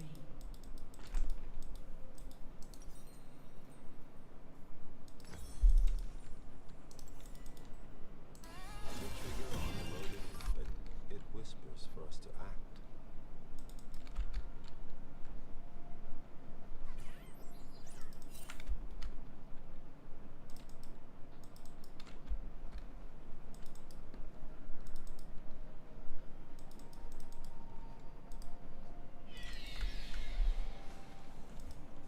Art must exist beyond reason.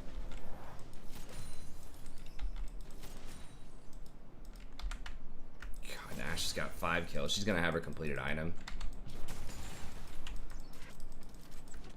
She did go Gale Force.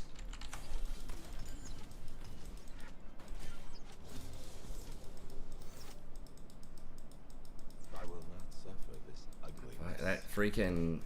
If you don't have a jungler and they just sit on you with something like Misfortune support and you don't have like a pressure support, it feels so terrible.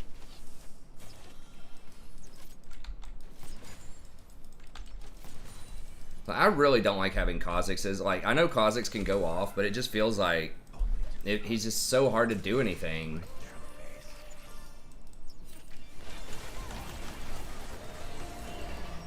Holy sh...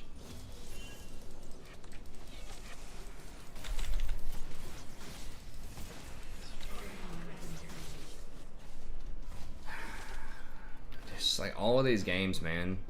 I guess this one's a little different because I'm not playing a pressure support. I'm playing ADC and getting out pressured. Enemy rampage. Hashtag ADC life. They are puppets. Strings. But it's just like, They dance. God, people are just rotating down so much.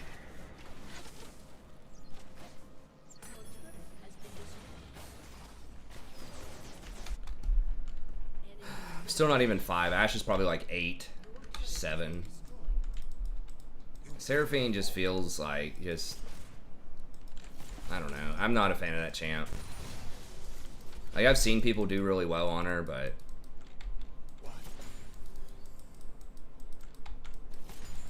I mean, this Seraphine's not playing like particularly well, but at the same time, it just feels like the champ's just, I don't know, just doesn't do enough. And they're nerfing her on the next batch. It's like she's got a 50% win rate or something. was like, yeah, time to nerf her.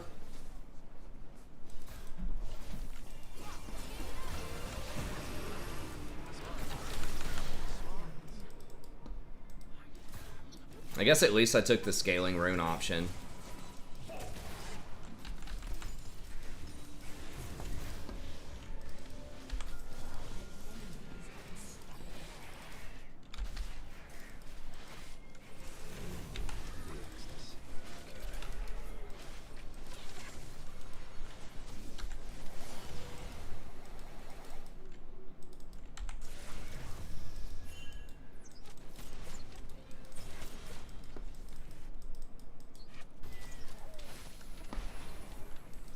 There's no point ulting. I think everyone's healthy. Mordekaiser ulted down. Like a flower in the dawn. Perfection isn't good enough.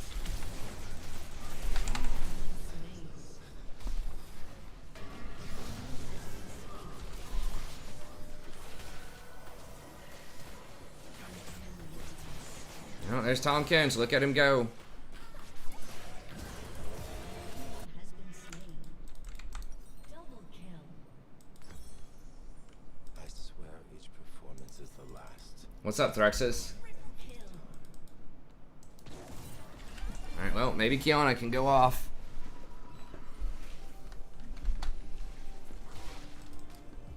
Turret Satan will fall soon.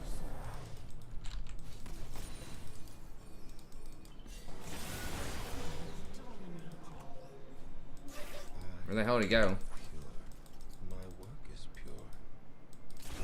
What the fuck? How did that not see him?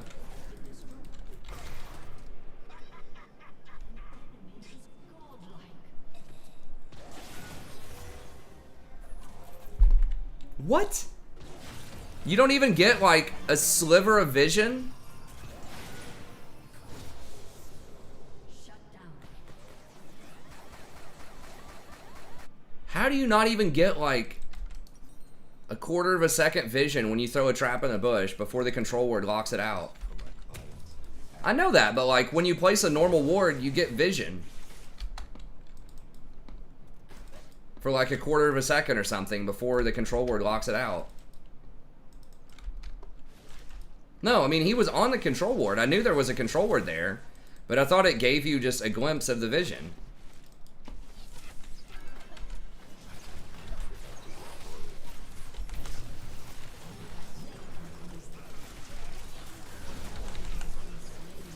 Oh, it was Rise. Okay.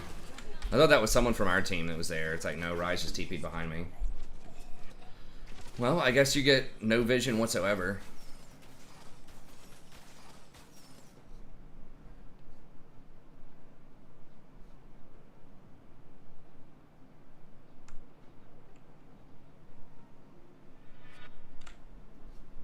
I think it gives you vision for the quarter second. I mean, it's possible that he was standing like right here or something.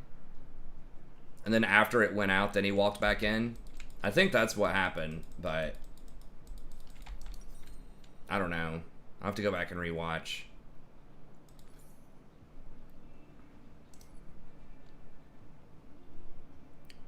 What do we need here? Okay, so I've got Noon Quiver and that, so I can't buy anything else. Some makeup. A spray of blood. An ally has been slain. Yeah, I forgot we can't really surrender.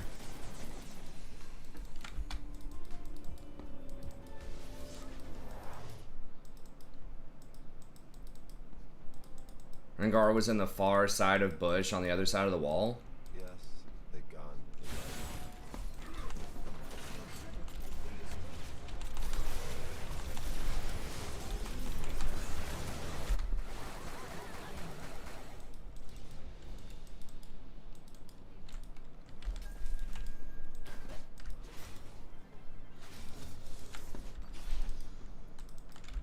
I want to feel everything. He makes it, so I do.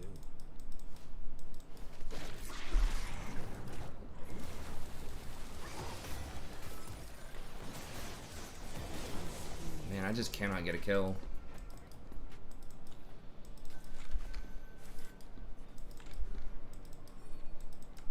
It's a glitch. They said that you can't surrender. So it's some kind of glitch right now.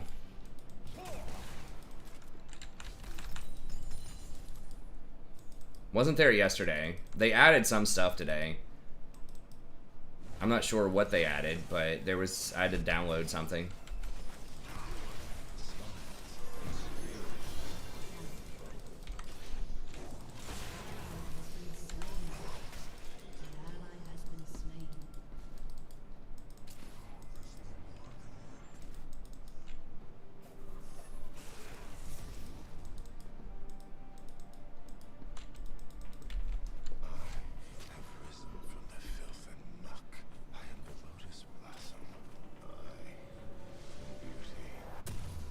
I really don't think it's a quality, like, it just is a nerf, straight up. Like, I don't think there were any other changes to her that would make her more competitive in mid lane. Right? Like, they just made her scaling worse, was what they did. They made it to where you want to have more levels, as far as I can remember. Maybe there's something I'm not remembering, but... No, I think it's just a mistake, Alistair. I think, I don't know. They messed up something with the coding. I don't know how that stuff works. God, I've got 55 CS in 18 minutes. This is such a clown game.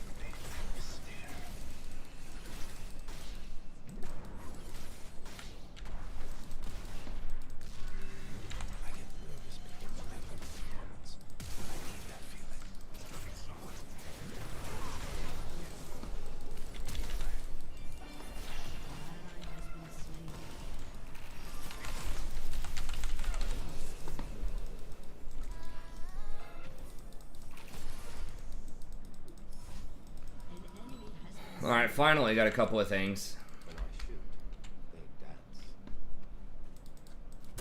Yay, first item in 19 minutes. Okay, then I'm pretty sure it's Stormrazor.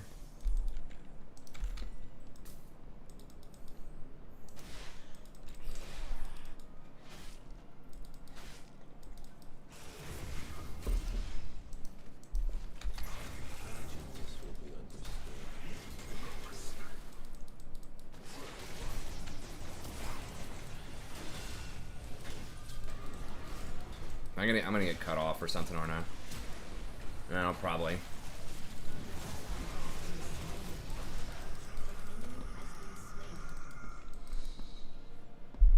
Death is certain, but killing doesn't have to be ugly.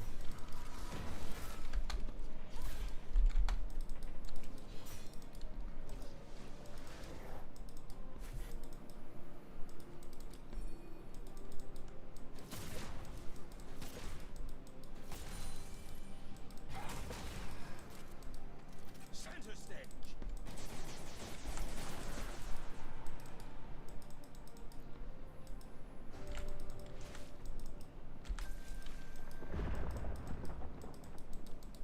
Shit, is he really trying to hunt me down?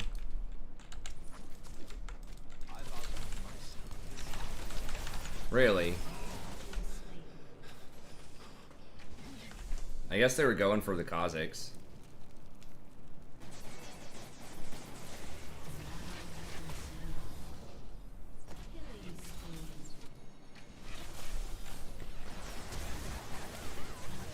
Oh, wow. Dude, if he gets out of that, he's not going to, though, because, you know.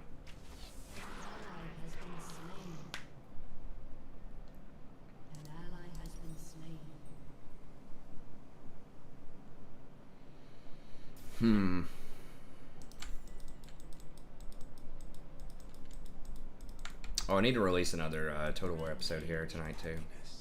Is a long time.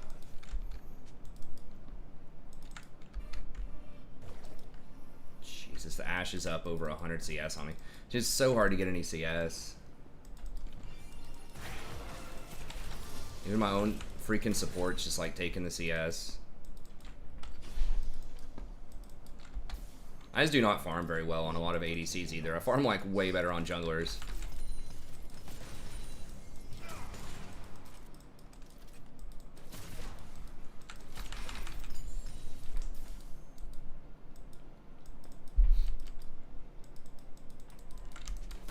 Because I'm just so used to roaming around and like trying to make plays and stuff. But as an ADC, you really just want to like stay in farm places pretty much most of the time. Smile. Everyone is watching.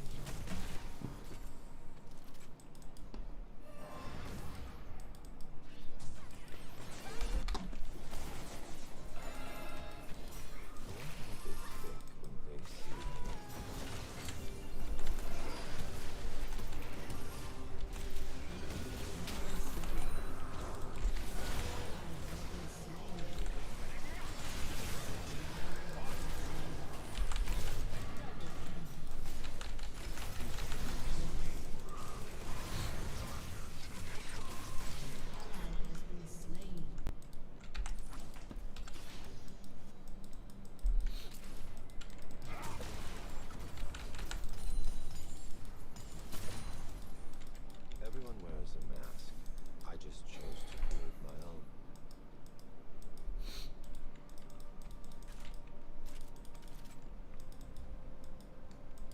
I don't think I can walk up and farm that stuff.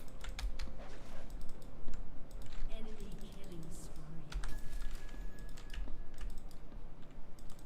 God, this is pushing too. It'd be beautiful.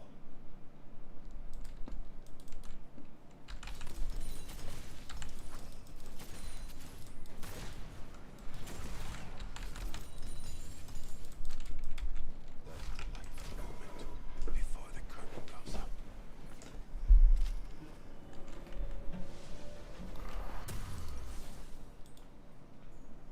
Don't even have enough. 1300, dude. We can't surrender, man. I mean, I'll press it, but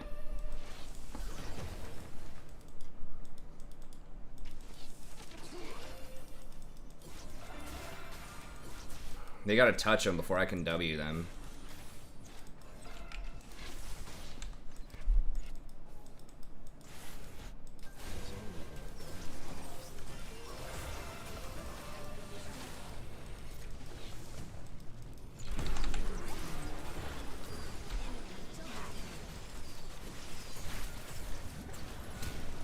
I can't do anything about that.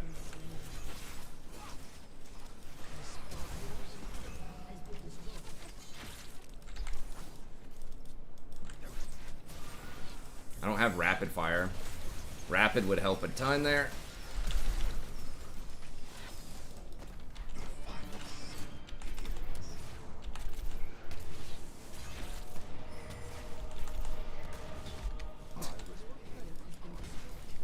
Doesn't do anything. I don't know. Jhin is fun. So ADC, it really is so swingy, and so much of the early game is dependent on your support. Like if they just out pressure you in lane, it just feels like you can't do anything. Or it's very difficult.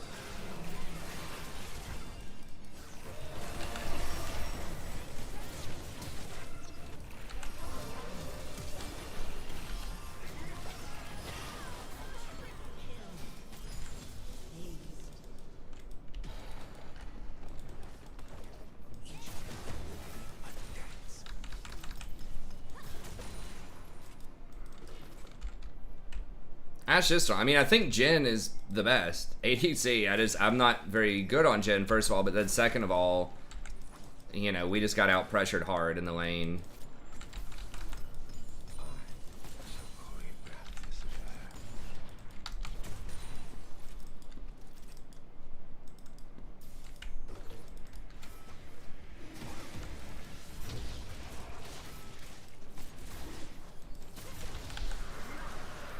Oh, come on.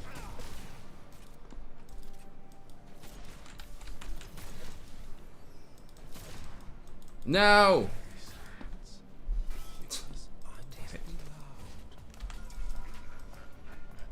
Can I please just have some CS? Through my work, you shall transcend. Dude, for real?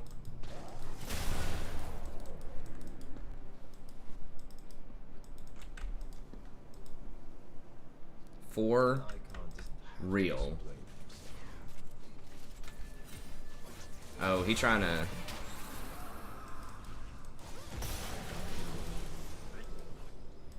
Oh, he's killing it invisible? I don't think I've ever seen that before. He took someone to the Shadow Realm and was trying to kill the Nexus from the Shadow Realm. That's kind of interesting. I mean, they're just gonna walk up.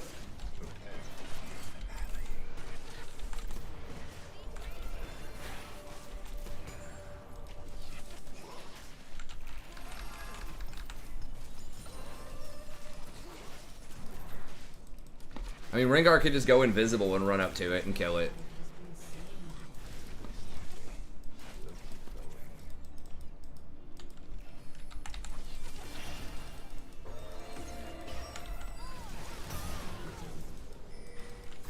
I've got 17 assists. I have more assists than the support.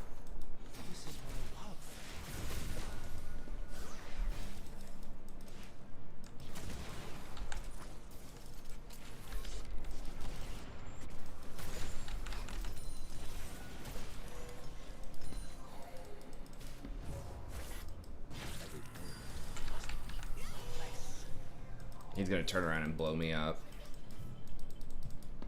I'm ready for it.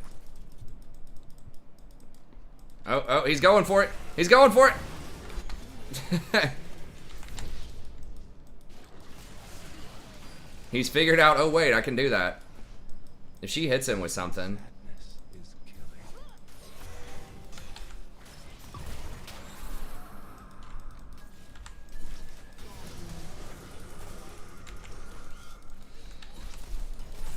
God, he outranges me. I need to buy. I've got too much gold.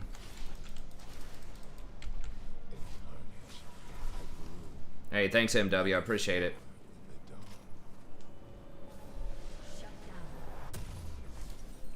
The storm is in their hearts. I really need rapid fire, I think, here. I want to get Infinity Edge, but that range, I've got to have the range.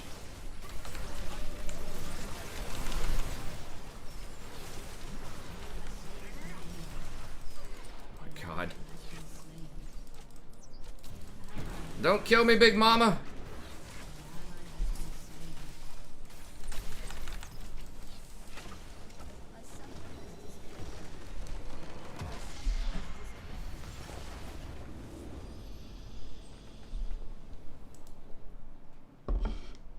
It's unfortunate. I just didn't have any farm.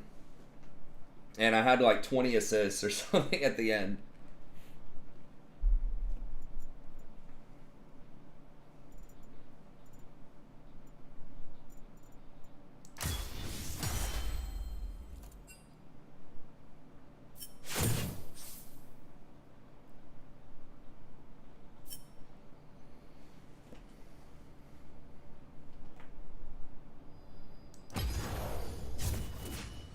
I honestly feel like they should just reset the ladder like multiple times per year. Just to give people like more stuff to climb towards. I always think it's kind of fun when they reset the ladder.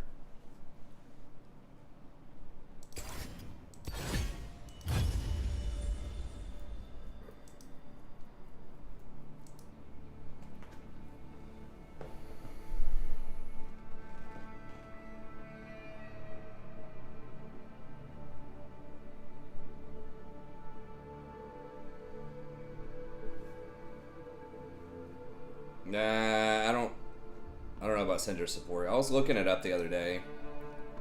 Not really sold on it.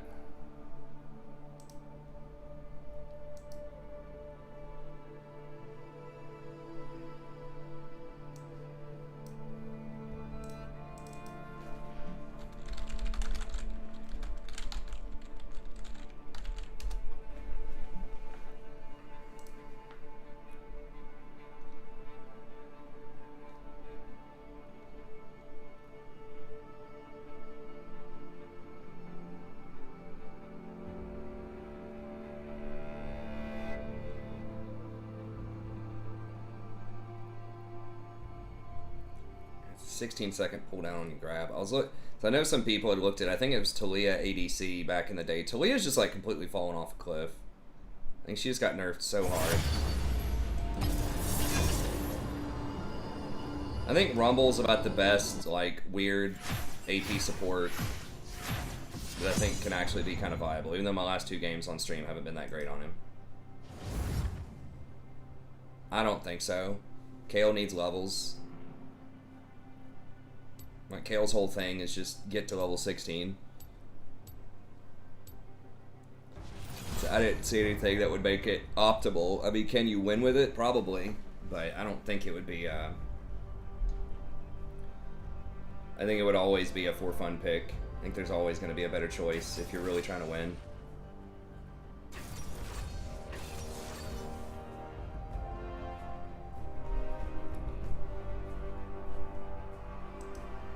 Ori, oh yeah, I was thinking about Ori, but I just feel like Zyra and Brand are just better. Rumble.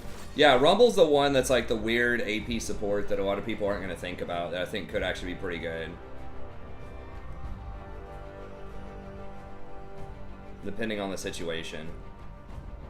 Like, he does kind of fold to like very high pressure stuff. What were we up against earlier? It was like Lux, Syndra, or was that was against Zyra?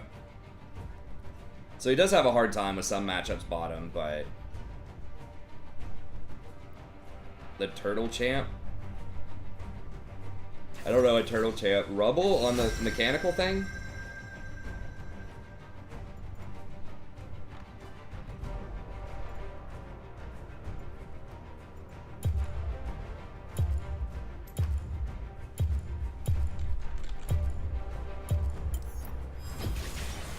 Fear the power you do not see.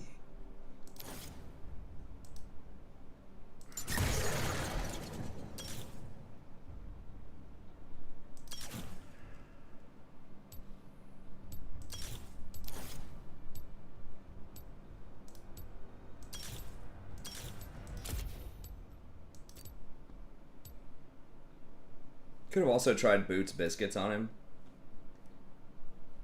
Oh, Rammus. I don't think so. I don't know what he would get. I mean, I guess he would get the Chemtech thing. Basically the new Righteous Glory, but I don't think. I think he's just going to get dumpstered in lane. This is my first Swain game tonight. I mean, no, I think turtle is a passable term for him. I think technically he is an armadillo, but I just didn't know. Rammus was so far off my radar on viable supports.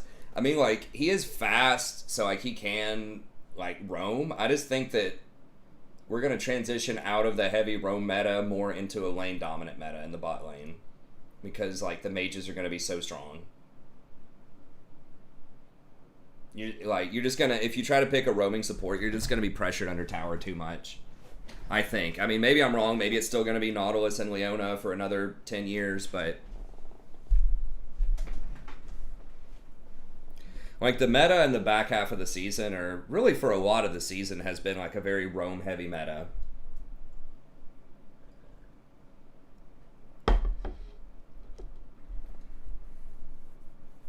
Damn it, they got the Graves. I'm so sick of that champion, man. I feel like I beat him a decent number of the time. It just feels like he's always really strong.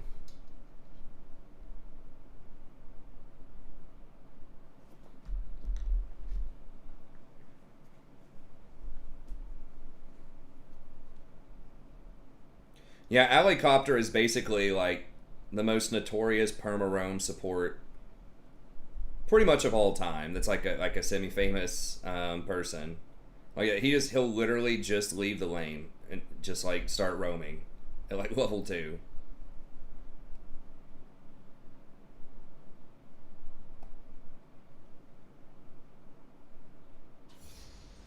Yeah, I'm just thinking like, what would I want? I mean, like Mana Flow could be okay on him. I'm kind of seeing, like, how much does he really need the mana? Because I feel like his mana costs aren't that high, and he's more of like a burst mage than a poke mage. Like, you just try to fish for ease. So I'm kind of wondering if Harvester... I had tried the Leandries. It depends on how long the fight's going to be, I guess.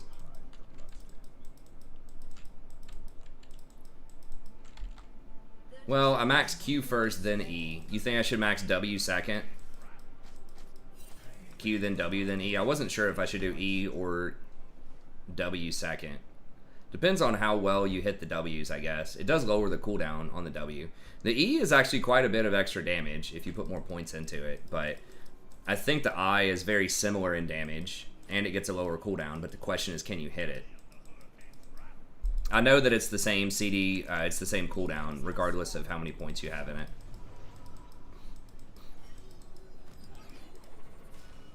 The tribute stack is also not accurate.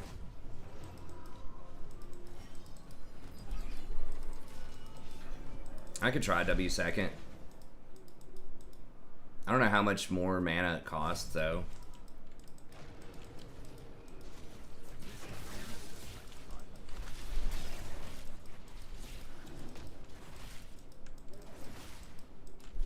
I don't know if Ulti Hunter's correct either. I could go for Ravenous, but...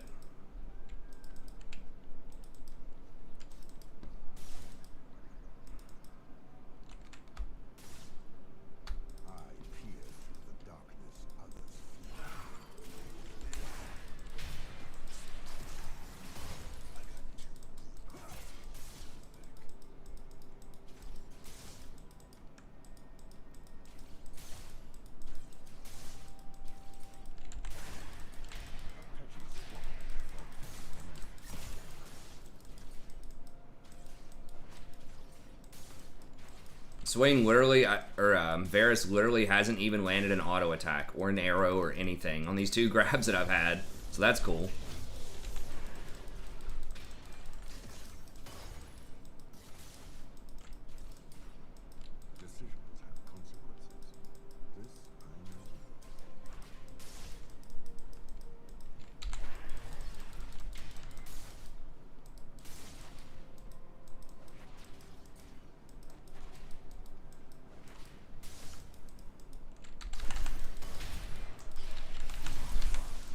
Varus, please, for the love of God, just anything, man. God,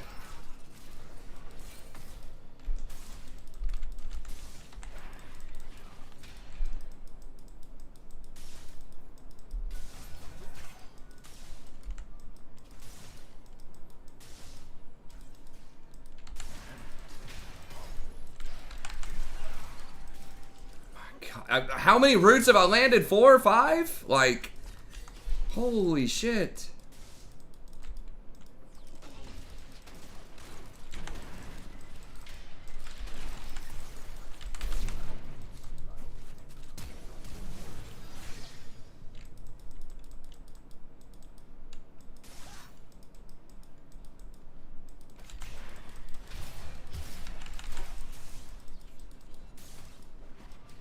I mean, it's just like, it's unbelievable.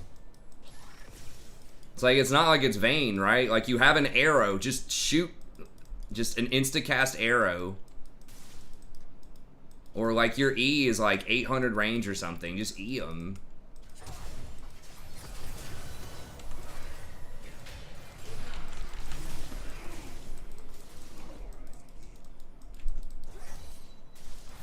It's like incredible how unresponsive this dude is.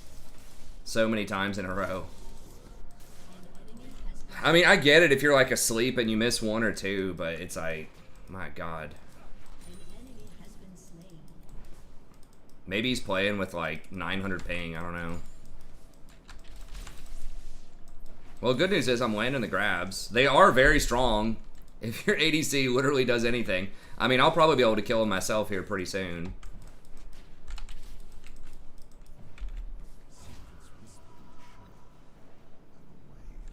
Yeah, Spell Thieves does give 20 G each, which is really nice. Like, you do stack it up a lot faster with that. I don't know if I should try Leandries or Harvester. I was kind of running out of mana there. I guess I might just keep doing Leandries. God, the build path is so much greater. Like, it's so much better on AP supports now. It's, like, insanely better build path. Pretty much every... And ADC's got a far better build path as well. Enchanter support kind of got dumpstered with the huge nerf to Forbidden Idol. But, I mean, I could try out an Enchanter, like... Oh, I want to try out, like, Electrocute Rakan here in a little bit. Just like a DPS version of Rakan and just see sort of what's up with that.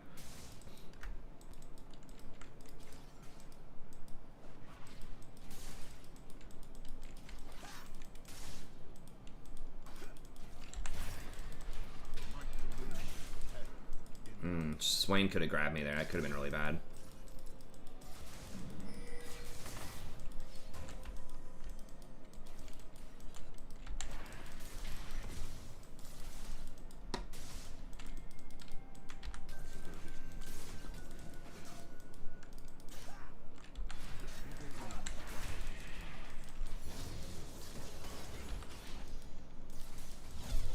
Really?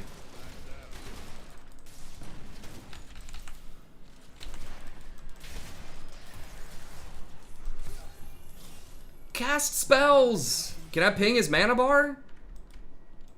Jesus Christ. Like, what does it take? They were all 3 grabbed!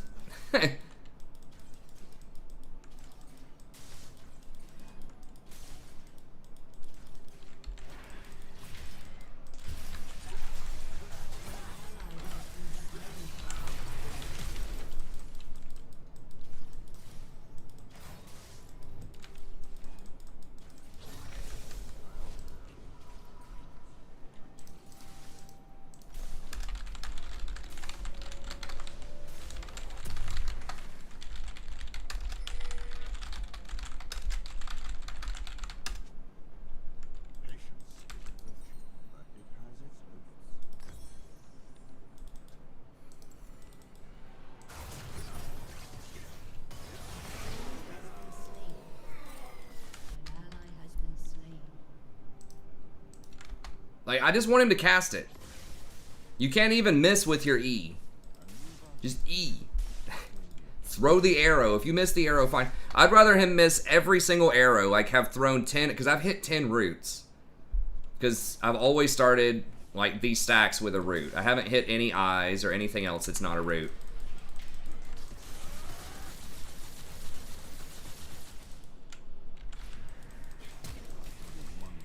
Okay. Well, there's his flash.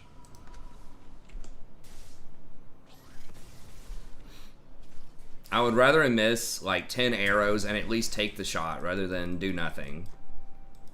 Like, I'd probably be kind of tilted if he missed 10 arrows, but like, I don't know. It's better than nothing. That's my opinion on it.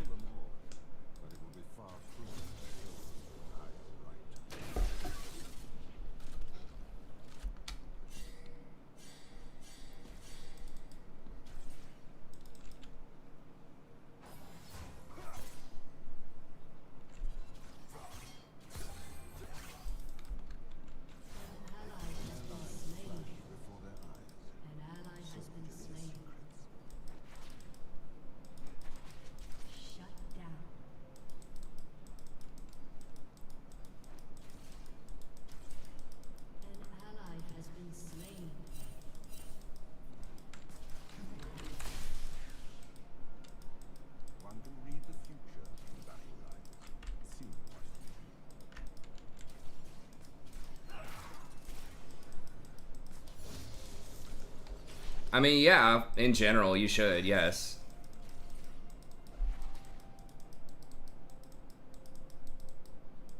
Yeah, you should ping as much as you can. I mean, I don't ping everything that I could. I try, but yeah, you should be. You should be, like, relaying as much information as you can to your team. Is that River Shin? No, it's Support Shin.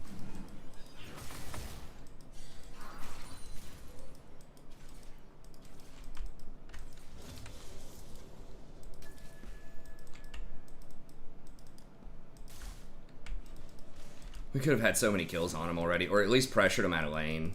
It's really annoying.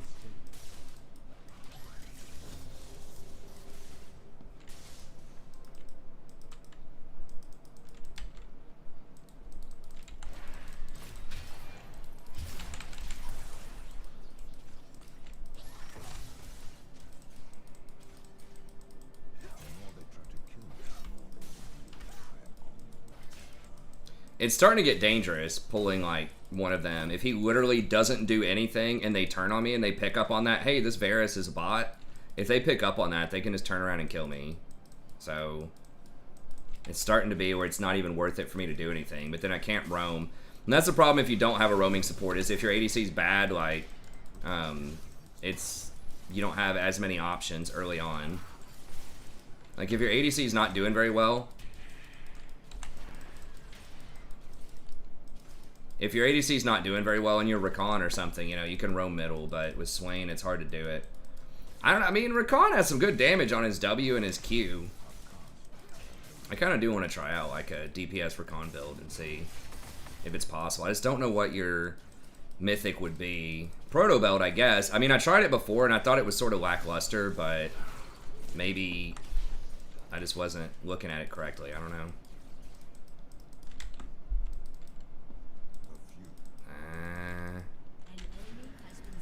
Are they in the second bush?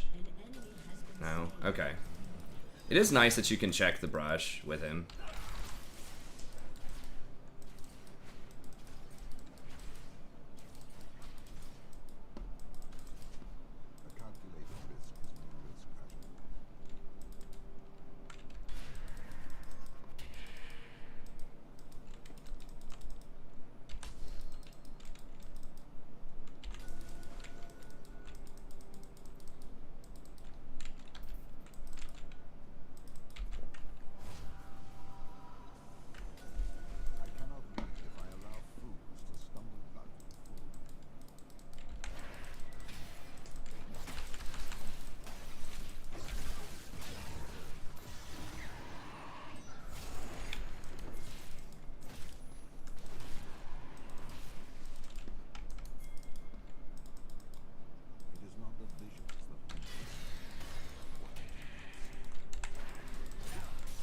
Oh my god. I can't believe that second part of the E missed. That would have been glorious. Well, assuming Varus did anything, but we could have probably kicked him if I got that, but I could have flashed to make sure that E connected.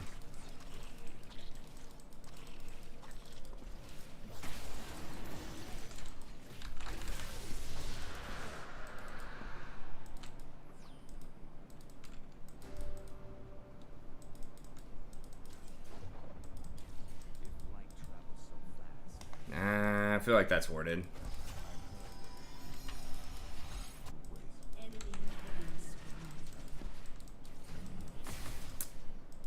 Yeah, there's a Shen in the game. Turret plating will soon fall.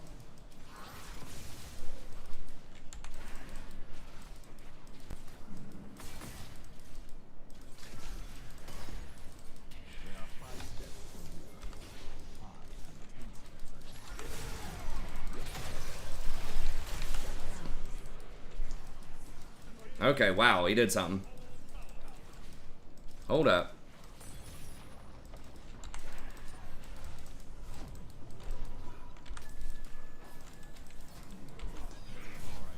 Need to be placing more wards faster.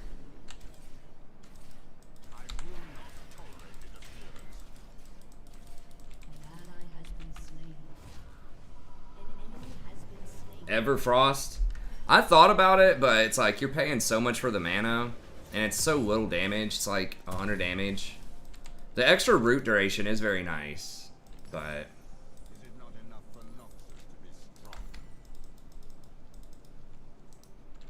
I don't know.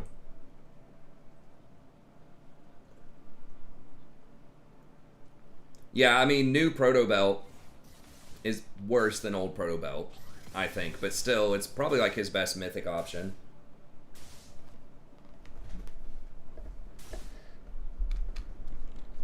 It's not that much worse. It does have more AP on it. It does more damage, I think.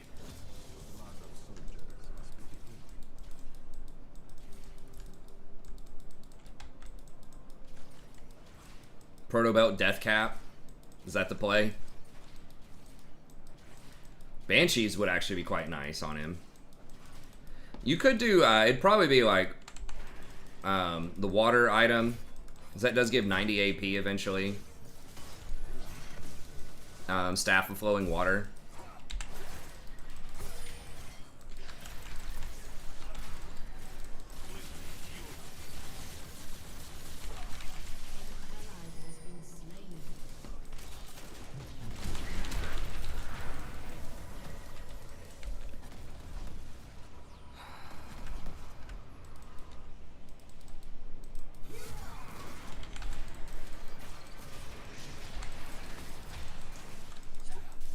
Didn't get close enough for the grab. No cavalry. I was hoping the mid laner or the jungler. Well, they're both dead, so I guess they're not coming down.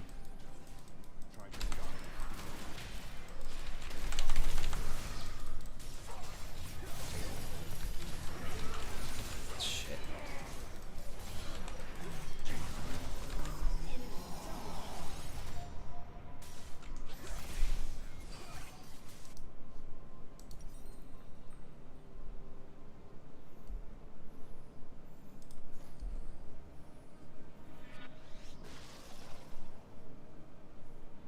Might go Zanya's next here. I need boots, but I'm gonna go ahead and Leandri's the big deal. I'm not sure if it should be Leandri's or Harvester here, but maybe I should have gone Ravenous. I don't know. Ravenous is very good later on in the game.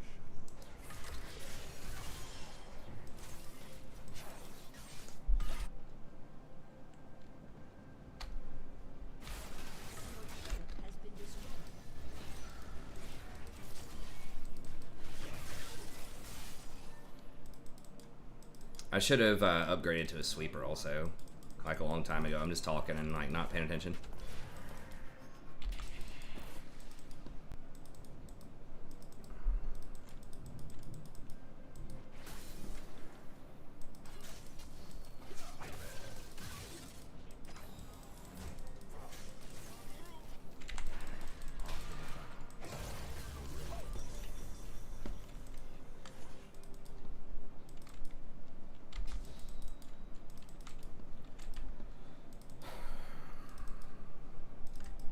Trinity Varus.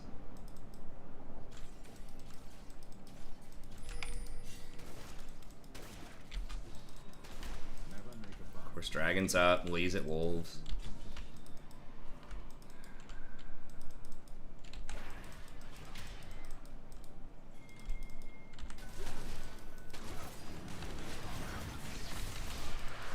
Ha!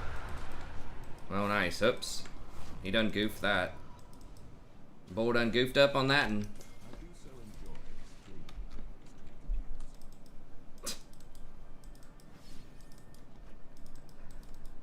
I like that. I do so enjoy explaining stuff to idiots.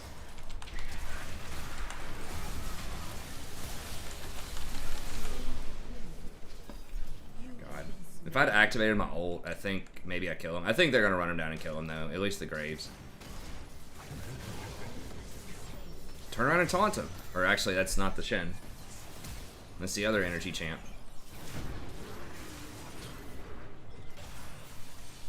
And that shield bow.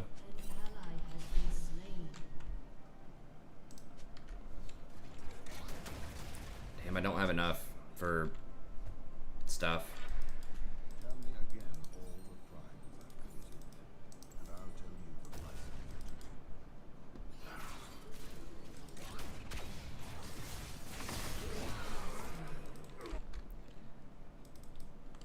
Enemy killing spree.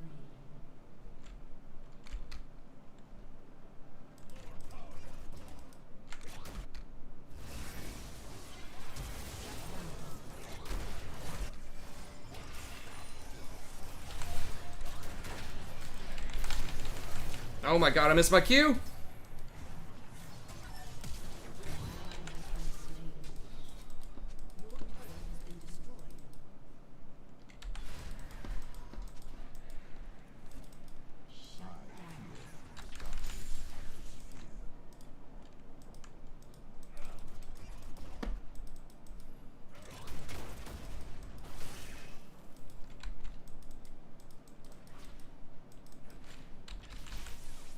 Oh, it does go through minions.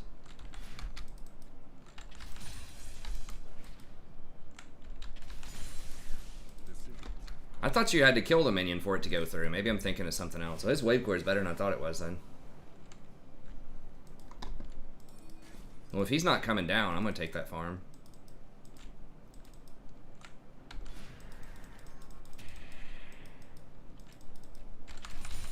That does give you way better wave clear with points in the W second.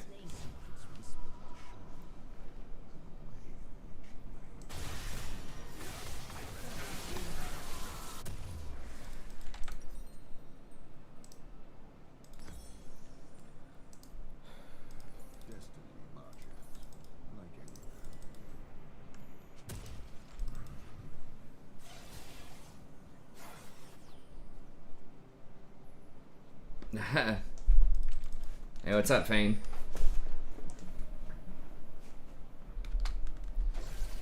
It's true. Yeah, Ravenous. I probably should have gone Ravenous. I was just thinking it doesn't do a lot in the early game, but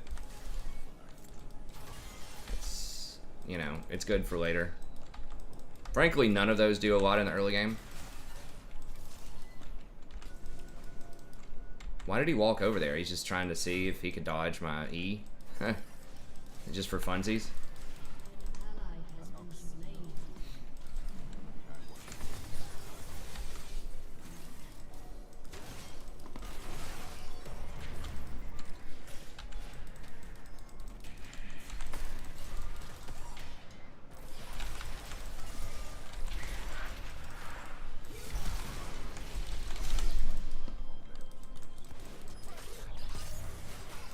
What a cool champ.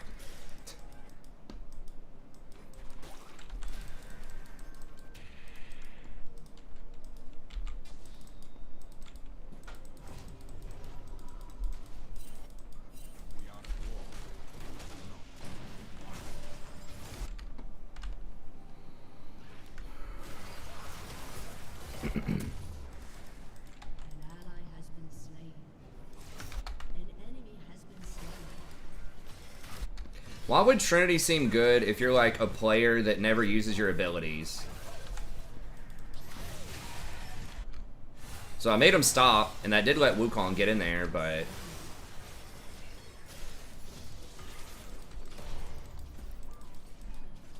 It's like if your Swain hits 10 roots in the laning phase and you don't use a single ability on any of them, why would you pick an item that's predicated on you using abilities to do damage?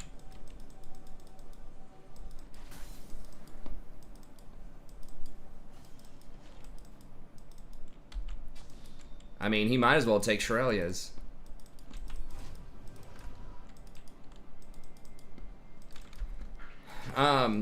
Yeah, I've been doing, well, shit.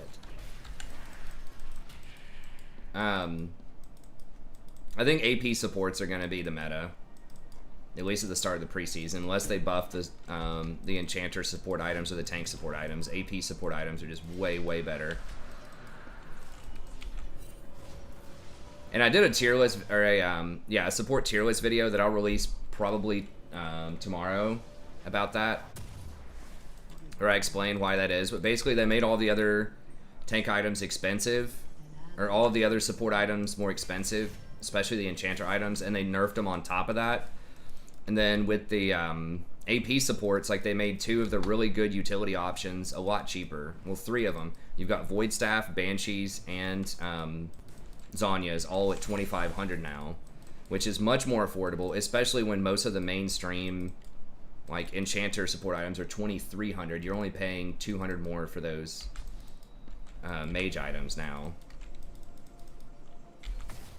And then it's like the support mythic is 2,700 for those, and it's like a lot of the Mage mythics you can get, like Dark Harvester, are only 3,200, and they have like 40 more AP on them. So like Imperial Mandate has 40 AP, Dark Harvester has 80, and it does more damage. And it scales with AP. So it's like, it's just better in almost every way.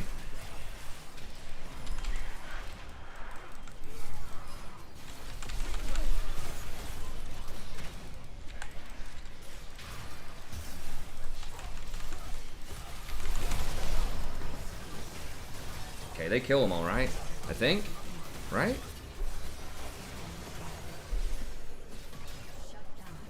Feels like they just have more people than we do, but it's just... We just have so much dead weight. Swain is very good. Like, I literally landed... Like, we would have had 5 kills if it was any other ADC. Like, I know I'm ragging on this guy a lot, but it's ridiculous how passive he is in the lane. Yeah, like, his root is very, very good in the laning phase. And he scales really well. It's just... I mean, this guy is like a literal potato. And I can't roam. Like, that's the biggest knock, is like, if your ADC's bad, which is going to happen a lot, you know, it's harder to play around other people. Because, like, you're slower, you know?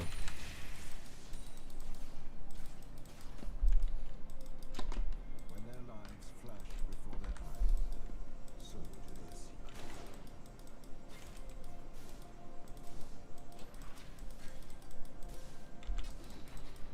But yeah, I think he is very good. He's like really impressive. Go see a game where I had a Twitch on my team yesterday. Pull that up, the difference when I played Swain and we had Twitch. Like, we got 2 kills at level 1. And then just from there, we just like dumpstered. Well, they didn't really blow me up. Like, I stayed in that fight for like 30 seconds or so. It was like a pretty squishy mage. But yeah, I mean, I'm not gonna be like ultra tanky, you know what I mean?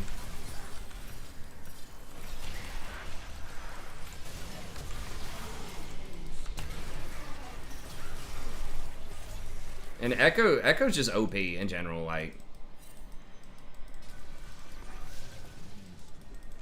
So you gotta keep that in mind too, is that champion's just wrong. He says too much.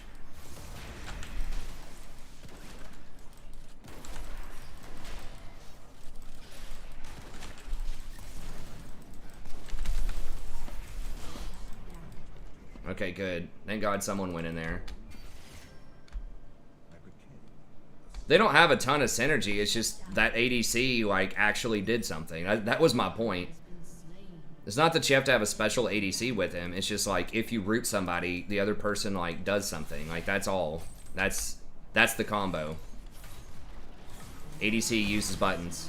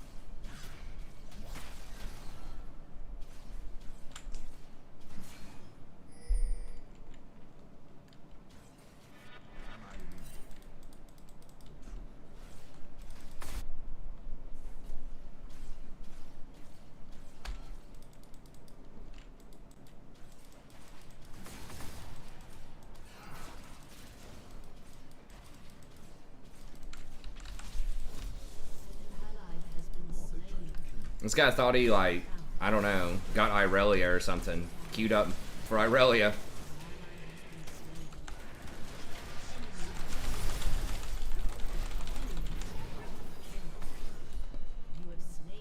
Damn, I should have ulted first. Huh. Well, yes, if the ADC has a brain, they are going to be very strong. The shield bow is a huge deal. It's a mega deal. I think they're going to end up nerfing this, but like a 600 shield? What? And you get 15% extra lifesteal for 8 seconds whenever you go low, and it just has a huge, like, just laundry list of stats that are all very good.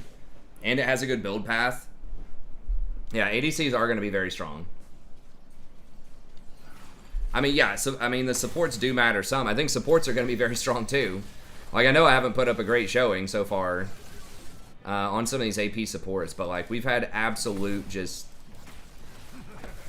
I mean, I won't be too mean, but we'll just say there's been some diff going on.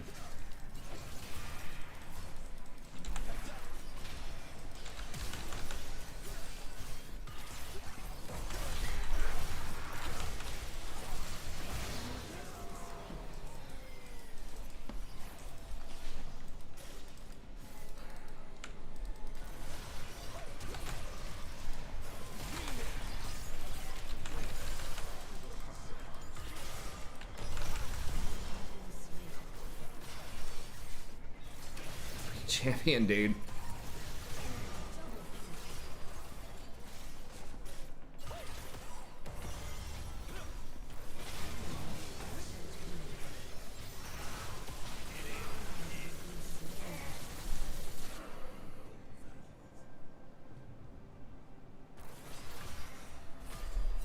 Yeah, I thought they had already nerfed it. Like 250 to 350 shield. But apparently it's still 250 to like 750. Doesn't even decay and lasts for what, 3 seconds? Yeah. How do they, like, how does the ADC get a non-decaying shield for that much and Locket has a decaying shield with like garbage stats on it?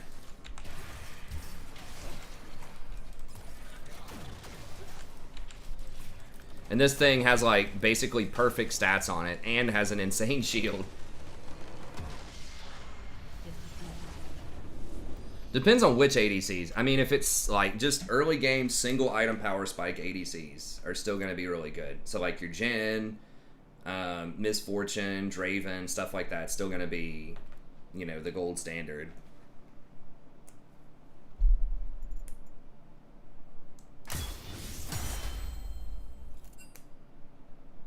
Yeah, and they get like 27% lifesteal on top of that.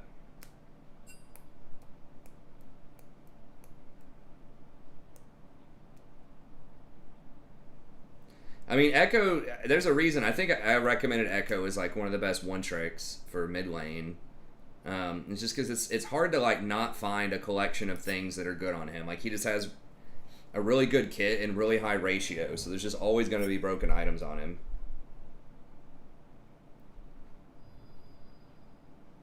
I mean, it's just great on pretty much everybody. Draven is particularly nice because you get crit and lifesteal, and he works so well with lifesteal.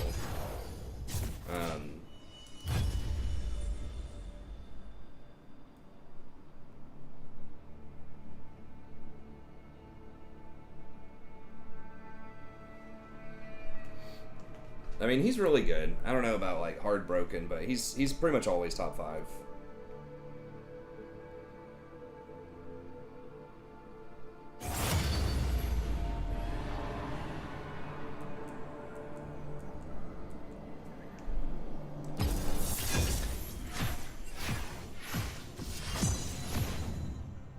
Please tell me that's not the same Varus. I can't look it up on op.gg, I don't think, because it's PBE.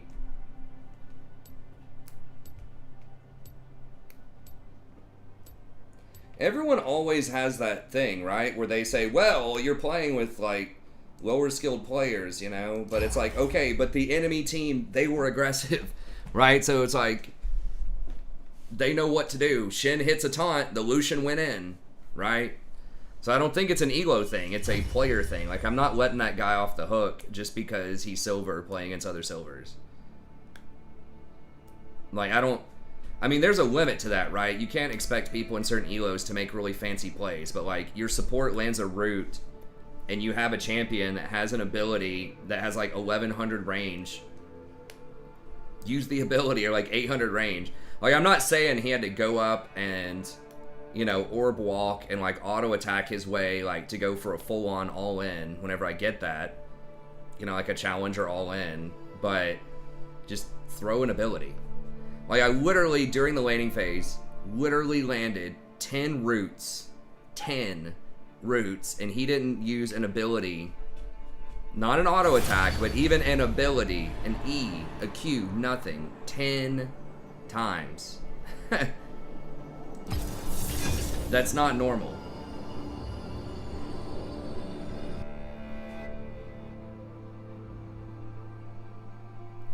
But anyways, I mean, once again, I'm not trying to give him a super hard time, but I'm just trying to like say that Swain can be good. I swear to God, he can be, like, I think he's going to be really good. We just had like, we're having problems bot lane. That's my main point.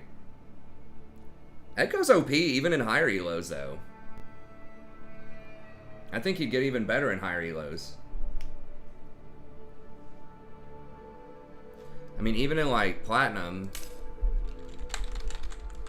it feels like he's a pretty hard champion to play correctly.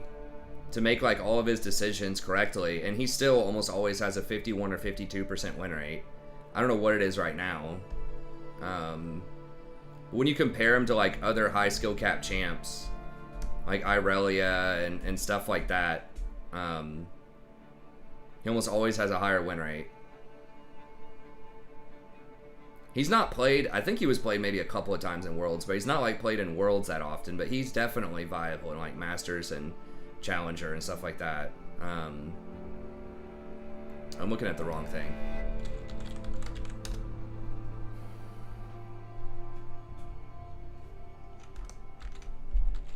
I mean, maybe I'm wrong about it. We'll see. Yeah, he's 52%.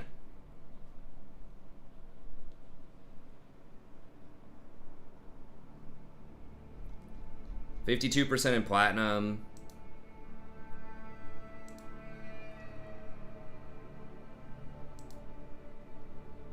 Alright, we'll have to go back to 1022 if we want higher elo stuff.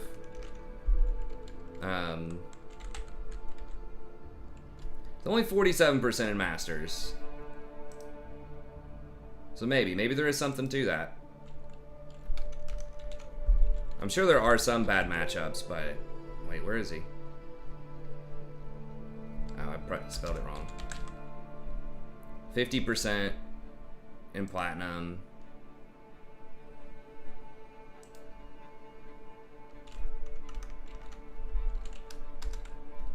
$51% in bronze. Okay, maybe he is better in lower elo.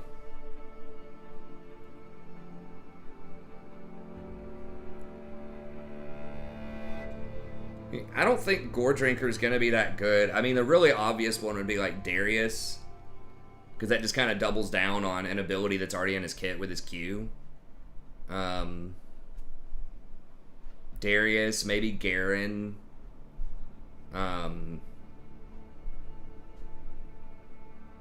Maybe Aatrox. Other stuff that like has a lot of life stealing or other things that like amplify healing in their kit, that are kind of built for life steal.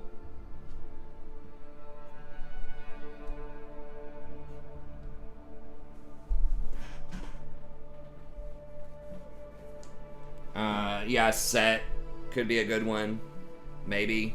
I don't think it's gonna be that great of an item. Like I feel like there's gonna be other stuff. Like people are gonna go like the Trinity item or the Trinity Force or like Sheen, the other Sheen item, not Stride Breaker. Stride Breaker I think can be really good too. I saw like Garen using Stride Breaker and that was nuts. Damn it, what is that other one? The thing that like the Sheen item that like life steals every time you use it.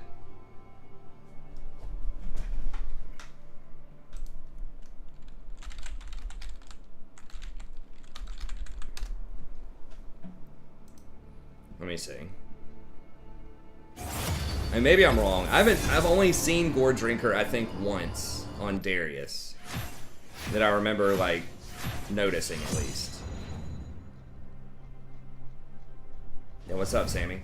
Yeah, we're playing a little bit more. Just trying some stuff out. I think I might try AP Recon here. Where the hell?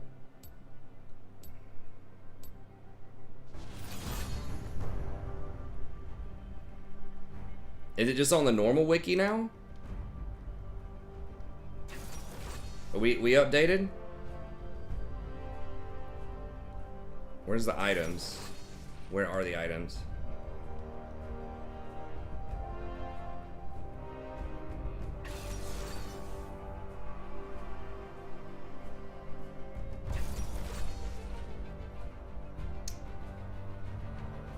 I don't think it's updated. I think we have new icons, but not new items, right?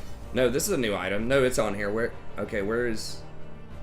Alphabet's hard. Wait, why is Black Cleaver in the middle? It's just not in alphabetical order. It's just in random fun order. That's cool.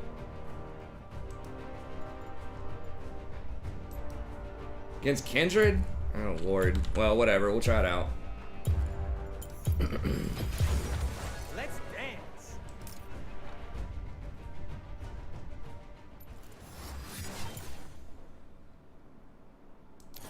At least I can think about my runes here.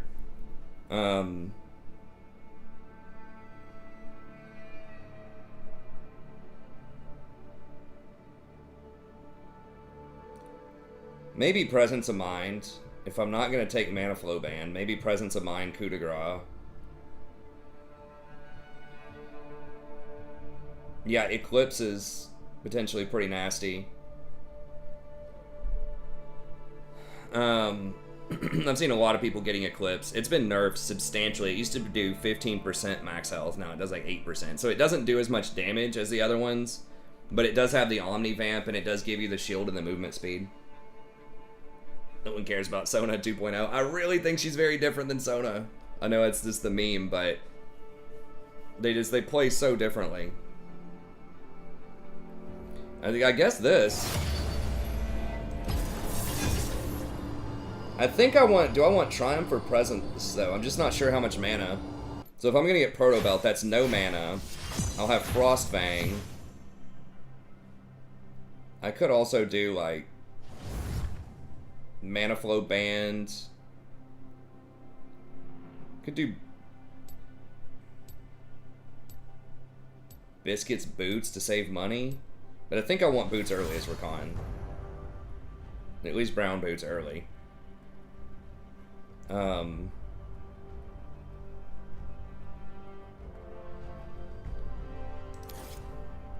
Is that gonna be enough mana with Frostfang? For like the kind of trades I need to do? I don't want to do like Comet. I mean, I could do like Airy.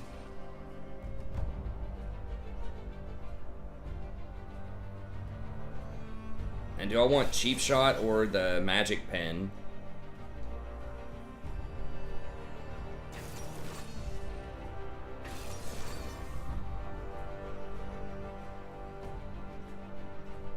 It's damaging champions with impaired movement speed or actions. Huh. Oh! Maybe that would work with Dark Harvester?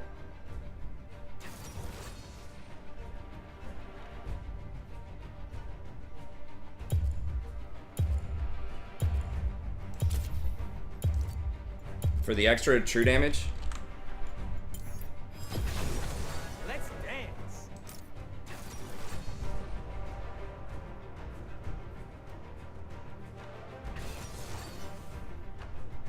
Hell yeah, another Varus, OP. Do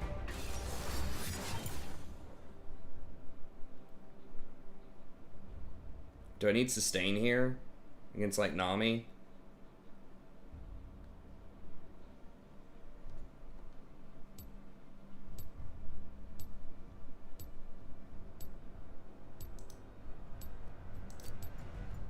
We'll try this out. Oh my god. Where the hell is Gore Drinker? Why are these in no order?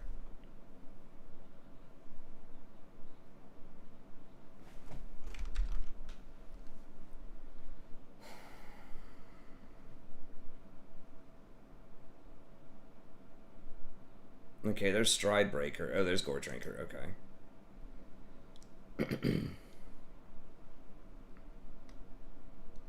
So 45 attack damage. So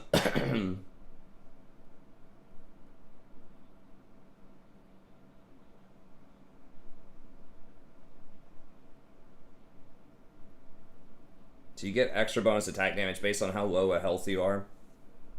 Yeah, I mean, this is like perfect for someone like Darius, I think.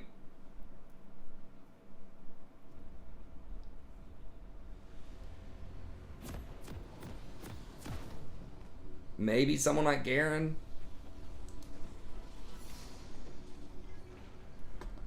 I mean, if this Varus actually does something, I'll probably like it, but I don't know. It's interesting to think about because his items were pretty bad before, but since everybody gets Shield Breaker, everyone that has a brain, or gets Shield Bow. What ADCs are going to be good? I'm going to have an ADC tier list. I'll probably release either tomorrow or the next day. But Jhin, Draven, Misfortune, anything that does a lot of damage early and can spike off of single item. What humans call magic, we call life. If you want to have something that has a lot of DPS, I think Twitch is possible. So what are we getting here? I mean, I could do water first, Minions have spawned. but I think I want to do either Proto Belt or Harvester.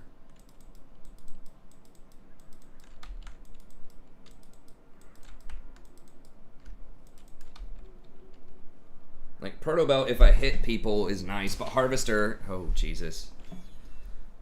Who was that? Kha'Zix. It's not great.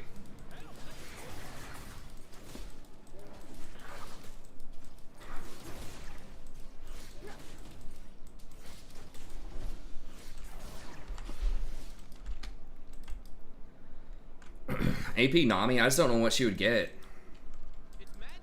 I guess you could do Harvester, Water, Flowing Water, then Harvester or something maybe, I don't know.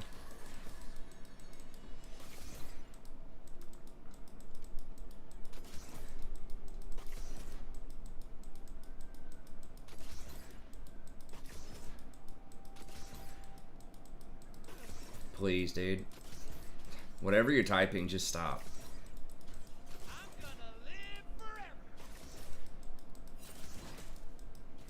But yeah, Jhin, Draven, Misfortune. Who else is an early game terror? Ashe.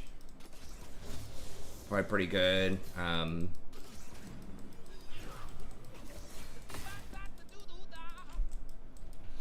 Maybe something like Caitlyn. I'll have to think about it. But I know that, like, Jhin, Ashe, and Draven, definitely my top 3.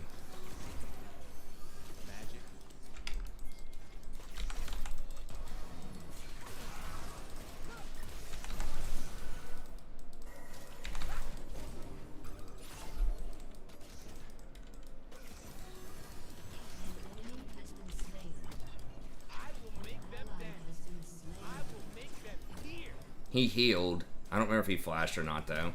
Okay, I thought Kha'Zix was coming, but apparently not. Probably didn't need to use both potions. But that's alright. Alright, actually I didn't. I only used one. Okay, good.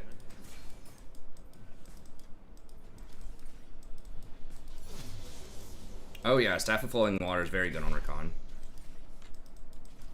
I really don't want Tristana to be great again. That champion's obnoxious. Oh god.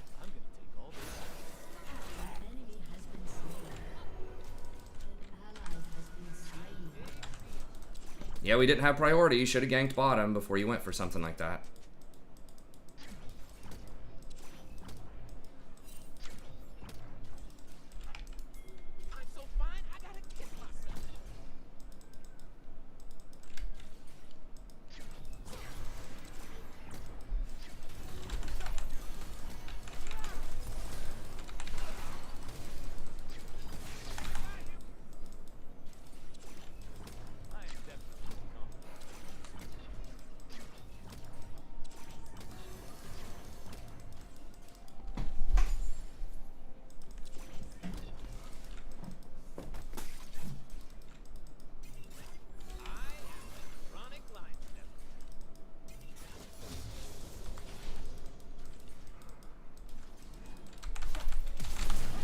What the?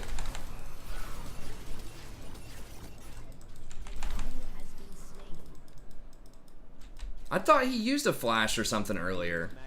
Okay, he used heal earlier. He didn't use heal during that fight. They were trolling.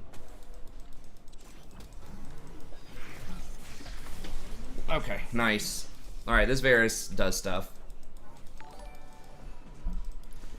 Hey, thanks. I appreciate it.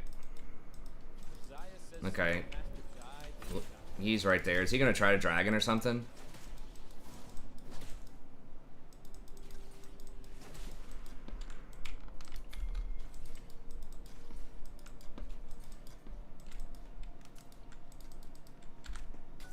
If you look at things the right way, it's awesome.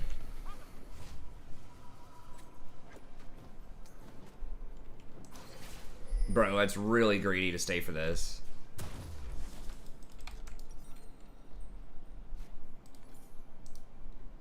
Get me out of there. Do I want Proto or Harvest? An enemy has been slain. I'm gonna try harvest. I dance because I'm free.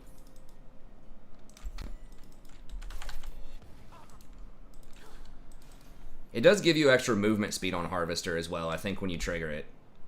Yeah, 25% movement speed, so that's pretty nice. Looks right. The water walking should give me more. Although I don't have Font of Life with this, so I only can give out water walking to people that I directly heal with my Q or my E. No, I'm definitely not doing Gale Force.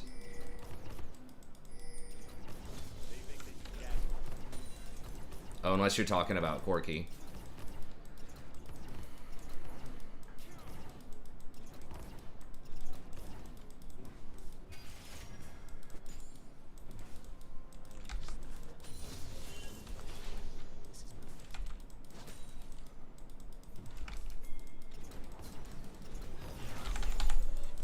Holy shit, he sidestepped it? Okay, well, we got his heal, I guess.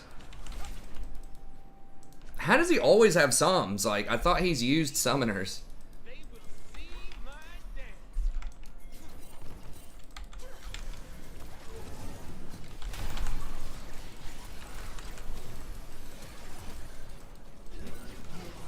Damn it, I got rooted. I didn't mean to auto-attack that. I got gerbated.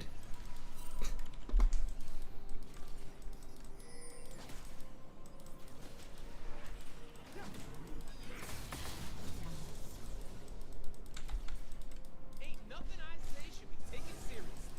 That's why it's true.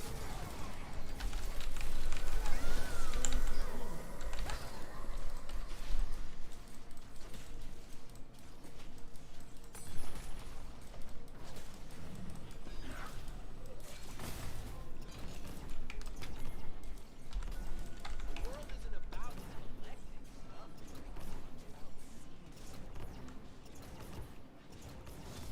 Here, let him push out, man.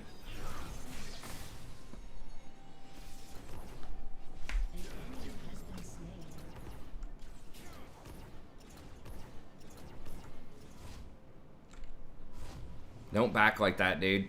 It's super obvious, I think.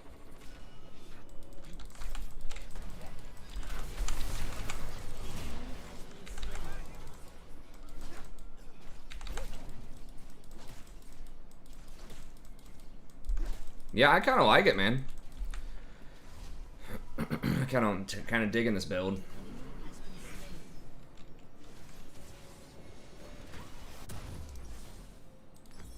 I think I kind of like it, honey. I do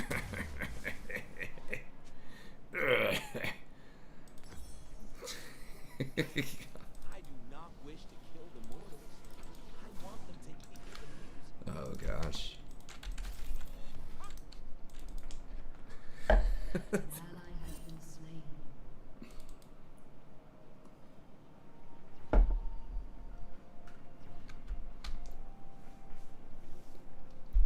They've never seen moves like mine.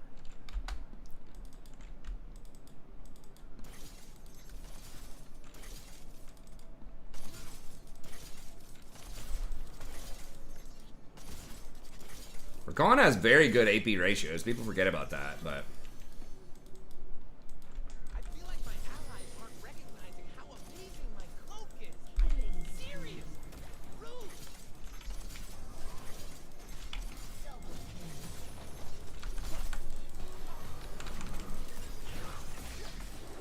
do you not have ult? Am I like not seeing his ult? Okay, there it is.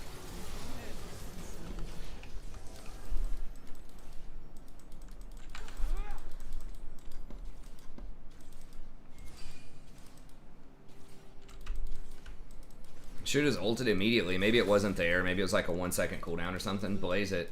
Kick some ass. Chad Kindred 420.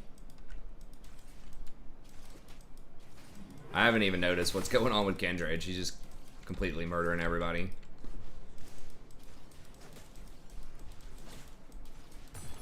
Just never can get Rakan out of the meta.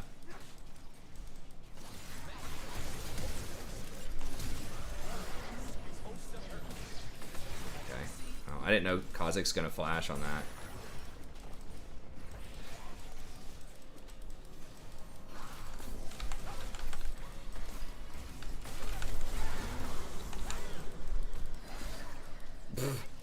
What? That's got to be just like feeding or something, right? It's like if I can just make it to the tower, I'll be safe.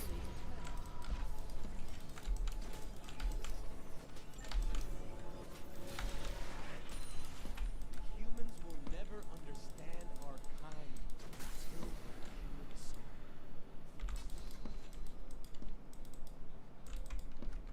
Nah, I mean, I've thought about Everfrost for Khan. I don't know, man. It's just like he doesn't need the mana. I mean, getting the mana refund is nice in big, long fights with presence, but... Yeah, Nami's getting abused. Actually, you know, now that I think about it more and more, the extra movement speed off of Harvester, usually it's just kind of an afterthought on a lot of the champs that I run Harvester on, but that actually could be pretty nice on Rakan. If you tag multiple people with that, it'll refresh it and give you that extra speed. Well, they can't surrender, because surrender's disabled, so hopefully I'll get to at least see how that plays out.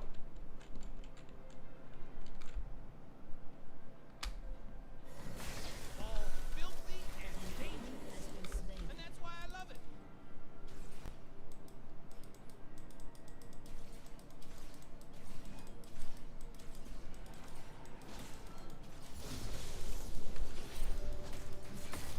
I will walk in. I will dance. They will.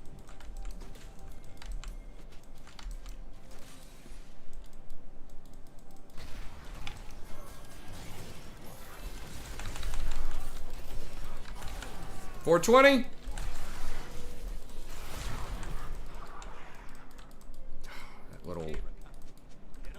That little weasel. Burn 'em.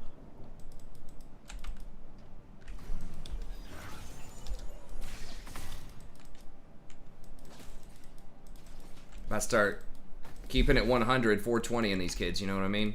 Humans think they can believe it.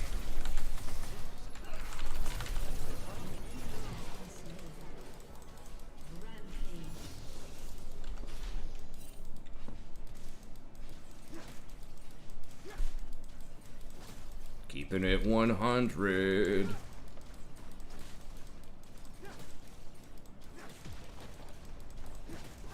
Keeping it 100 to 0 here.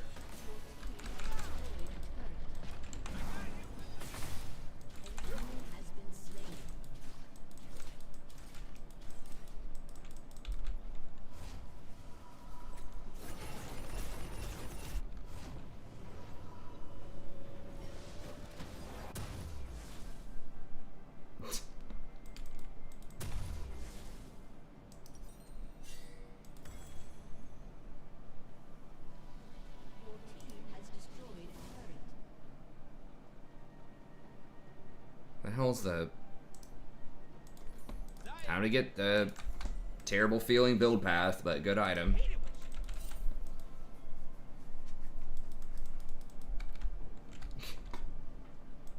Killing spree. An ally has been slain.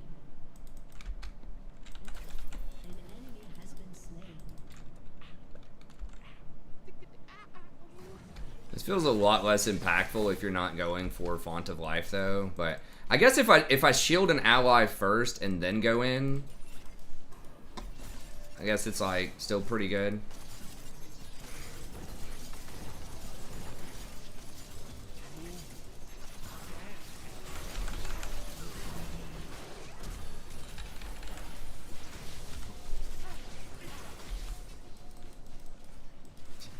Y'all don't want me to go 100 on you. Y'all don't want to see this 100. Y'all can't even handle the 75.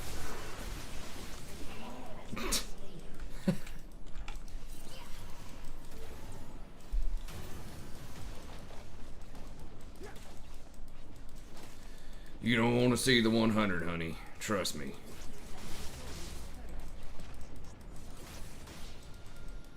Another barrier down.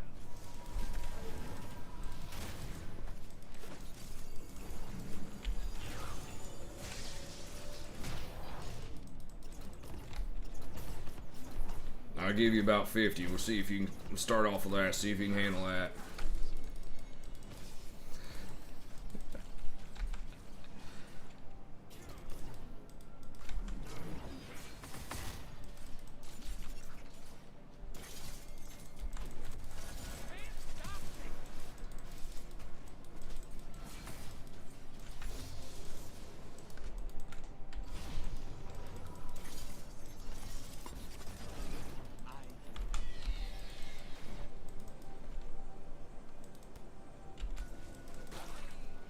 Totally forgot my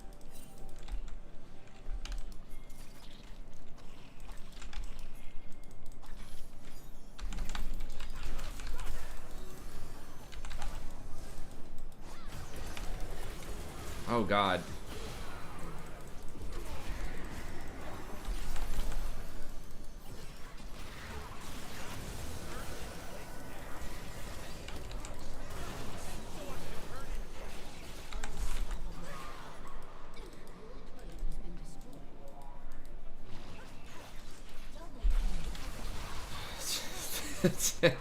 That's right, Butter.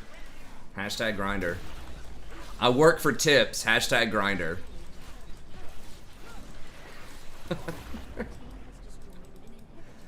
God.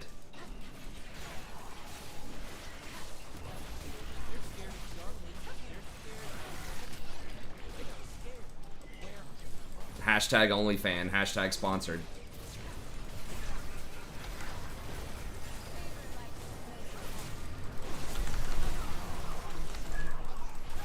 Oh my God. We may have just thrown. Nah. I think we're just gonna kill everybody. Well, Q does a lot of damage, but if it's the first time I hit somebody, it does 241 extra damage with Night Harvester, so it's 148 or 158 plus that, so like 400 damage. If that's my first hit on her. Electrocute hasn't been that crazy. I mean, maybe just going airy, mana flow, that type of stuff. Not going too hard on the electrocute. That's probably better, honestly. Ladies and gentlemen, I am here to Because airy still does like pretty good damage early, or comet or something.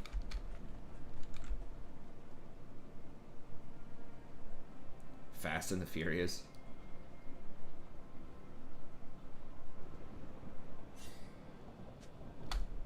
I don't need to understand the plan. I trust in my Yeah, the item does a hell of a lot of damage. Now this game is not like doing as much, but on Zyra or Brand, I've seen that Night Harvest, you know, get to like 5,000 damage or something. Like Night Harvester and Leandries on the right champions are just like nutty.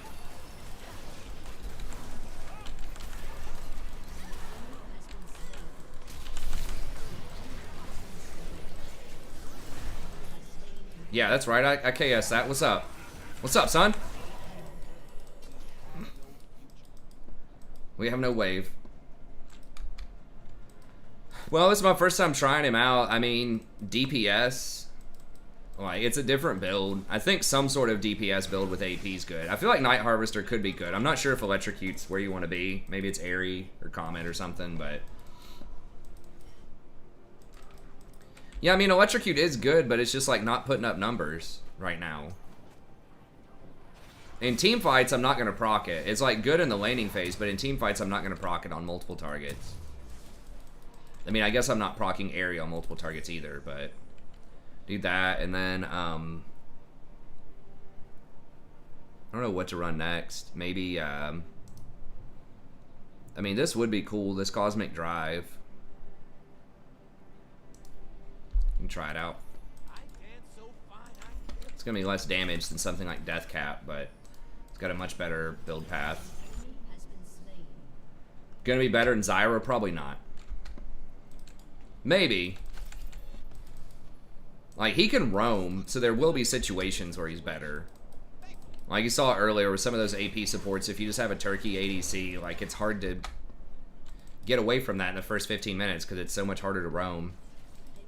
So Rakan can do a hell of a lot of damage, but he can also roam. So, I don't know, maybe the AP Rakan can roam.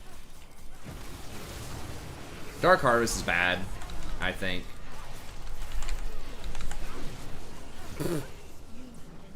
Damn it.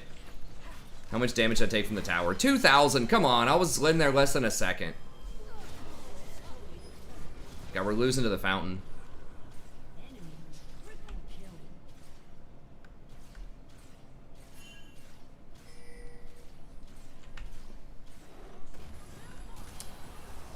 I think Shield Bow really is where it's at. Like, I was kind of a proponent of Gale Force, but Shield Bow is just so OP. Like,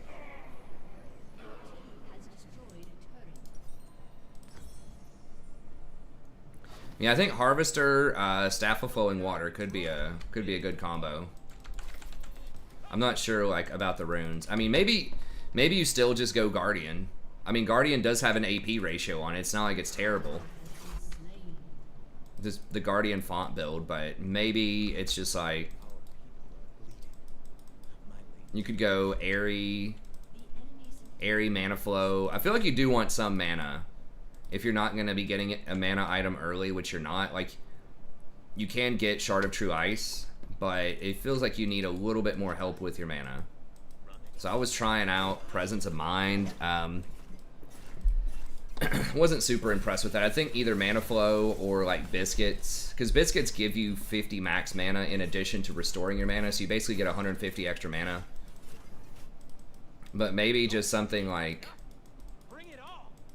Airy plus Mana Flow Band plus like Absolute Focus plus Scorch or something for early trades, or scaling if you think you're gonna have a bad lane.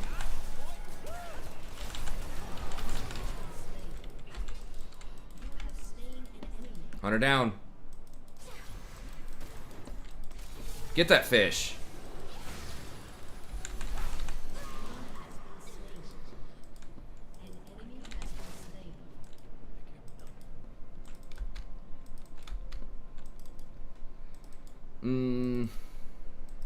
Not PTA. PTA is not abilities. If you want that type of thing, you just go Electrocute. Aftershock, maybe, but usually you don't stick around for the burst on Aftershock. It's probably Guardian's just better, I think. I think it's either Airy, probably. I mean, you could do Comet as well. Your knockup would trigger Comet, but it'd be a lot worse later, but pretty good during the laning phase.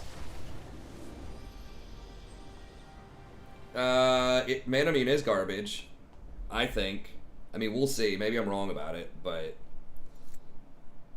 that just because something's bad doesn't mean people won't play it or won't build it. We can hope, but yeah, that actually felt pretty good with like the DPS. I'll have to see like my damage here.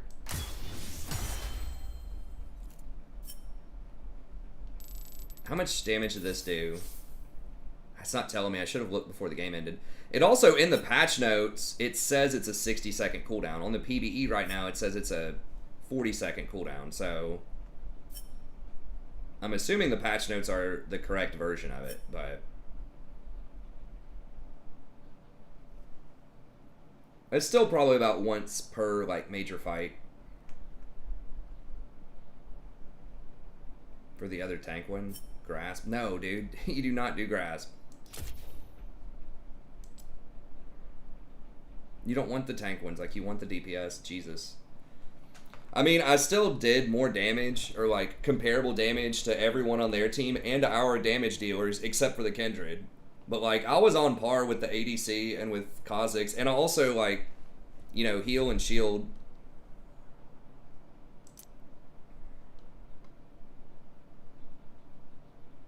I guess all of them with like shield bow and all this other stuff get more healing anyways. How much shielding?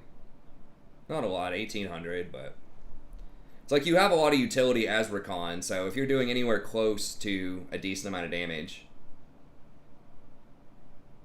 Oh, they fail instantly. If I ever figure out that my student plays League and I see him get Mirror Mana, it's just, I just drop him from the roster.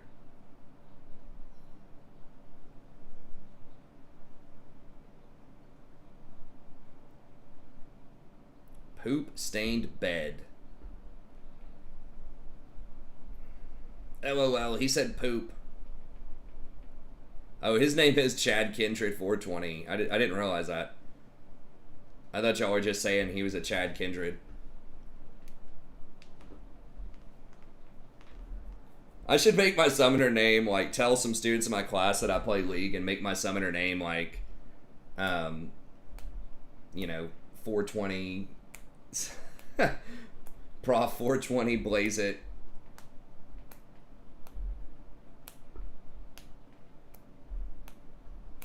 Prof 420, Vape Nation.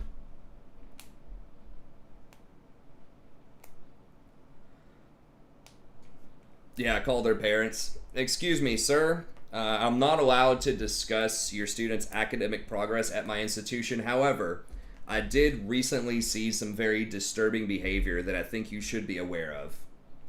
I was playing League of Legends. I saw your son purchase Muramana. I'm worried that he might have brain damage. So, you need to go check for concussions. You need to go, like, make sure he's getting enough sleep, that he's not going through some kind of psychotic episode.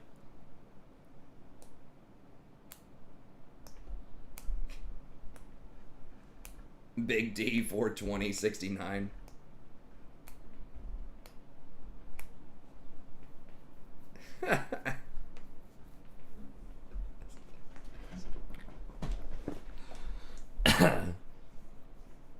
Anyways. Okay, well, that's gonna be it for this stream. Thank y'all very much. Got to try out some new items. I think that, you know, maybe some form of damage recon with Harvester into Water Wand could be pretty good. And then you could get, like, Banshees or Zanyas after that. Once again, I'm not sure exactly what you would get. I think Airy, maybe. Parent, are you serious? Sir, you do not understand the magnitude of this. That's right. Worse. He built Manamune. It shows even a further lack of judgment than getting drunk and getting high in my class, which he also does. He sits there and smokes a blunt in the back and just brings a handle of vodka with him to class every day. That's not out of the ordinary for a college class. However, building Muramana, that is.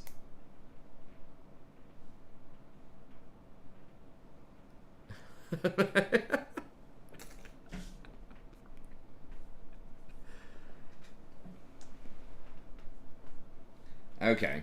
Anyways, that's gonna be it. We'll be back tomorrow. Is Hex Belt still a thing? It is. It's not a thing that most people get.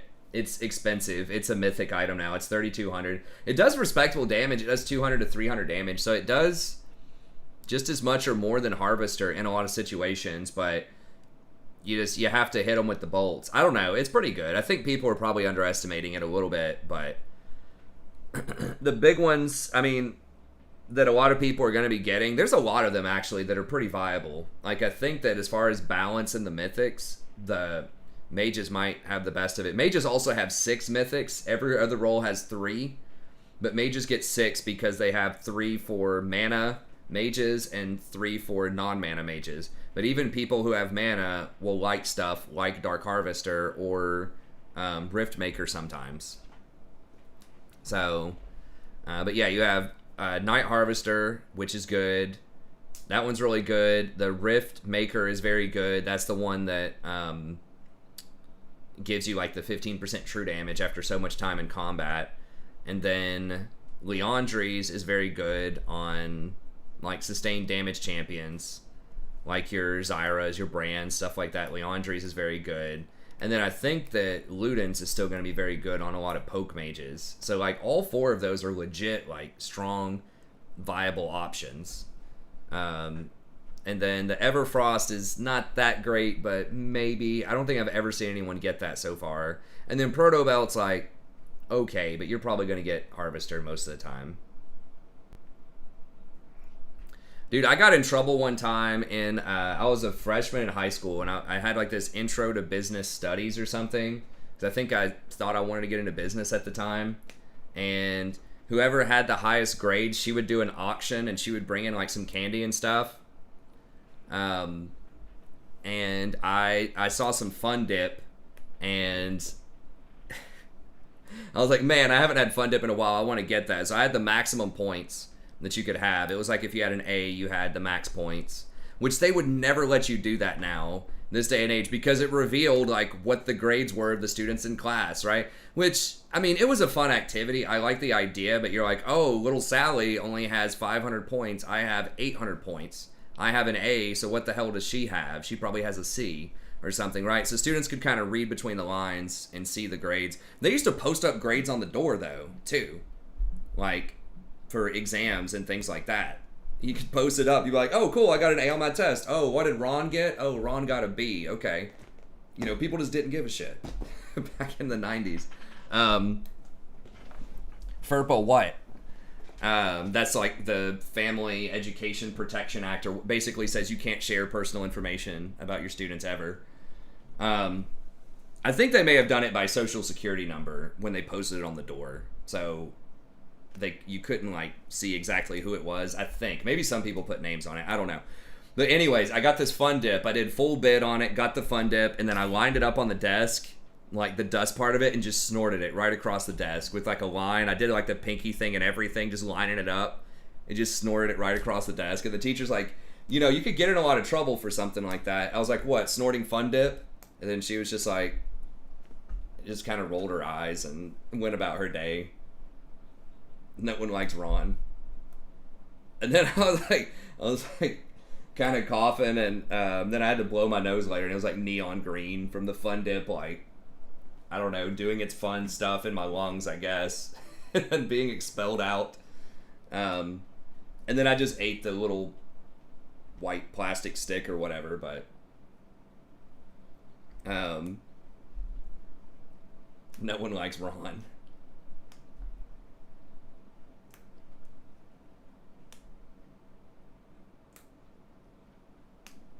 So anyways, I was kind of I was a bit of a deviant in grade school for the most part. I was always just doing goofy stuff. I wasn't like really like a bad kid. I wasn't doing like really bad stuff, but especially in elementary school, I was the class clown. I'd be doing like cartwheels down the hall, like sliding into line. I like busted a milk carton over my head one time at lunch, like splashed these girls next to me. Just doing just like goofy crap all over the place. Routinely getting like really high A's and all the academic stuff, and they had a grade for conduct in the school. I'd always get like C's or D's for conduct. But yeah, I was just goofing around. I was still pretty silly in high school, but I wasn't like as much in trouble with the principal people.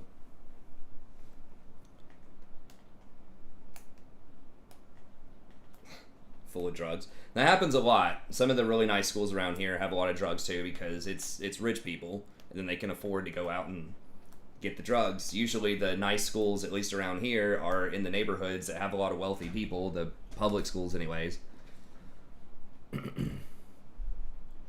But anyways, okay. Well, that's going to be it. We'll explore this Recon DPS a little bit more build, and of course we'll be playing more Zyra, Brand, Swain. We'll try out some Rumble. We'll try all that stuff. And, you know, we might try out, you know, some Janna, and I'll keep thinking about other champions that might be good with some of these builds right now that I think will be strong. But anyways, that's going to be it. Have a good day. We'll be back around midnight. Be sure to check out tomorrow. I will have the support tier list, probably the patch rundown.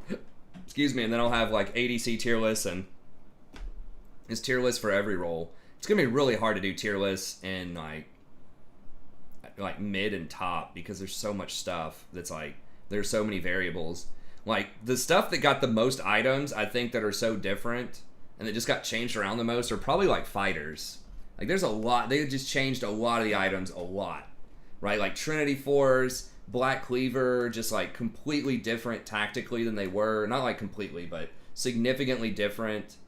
And then of course you have all the new items, Stride Breaker, Gore Drinker, and then they can get stuff like the lethality items like Eclipse and stuff like that on some of them. So there's a lot of stuff to process.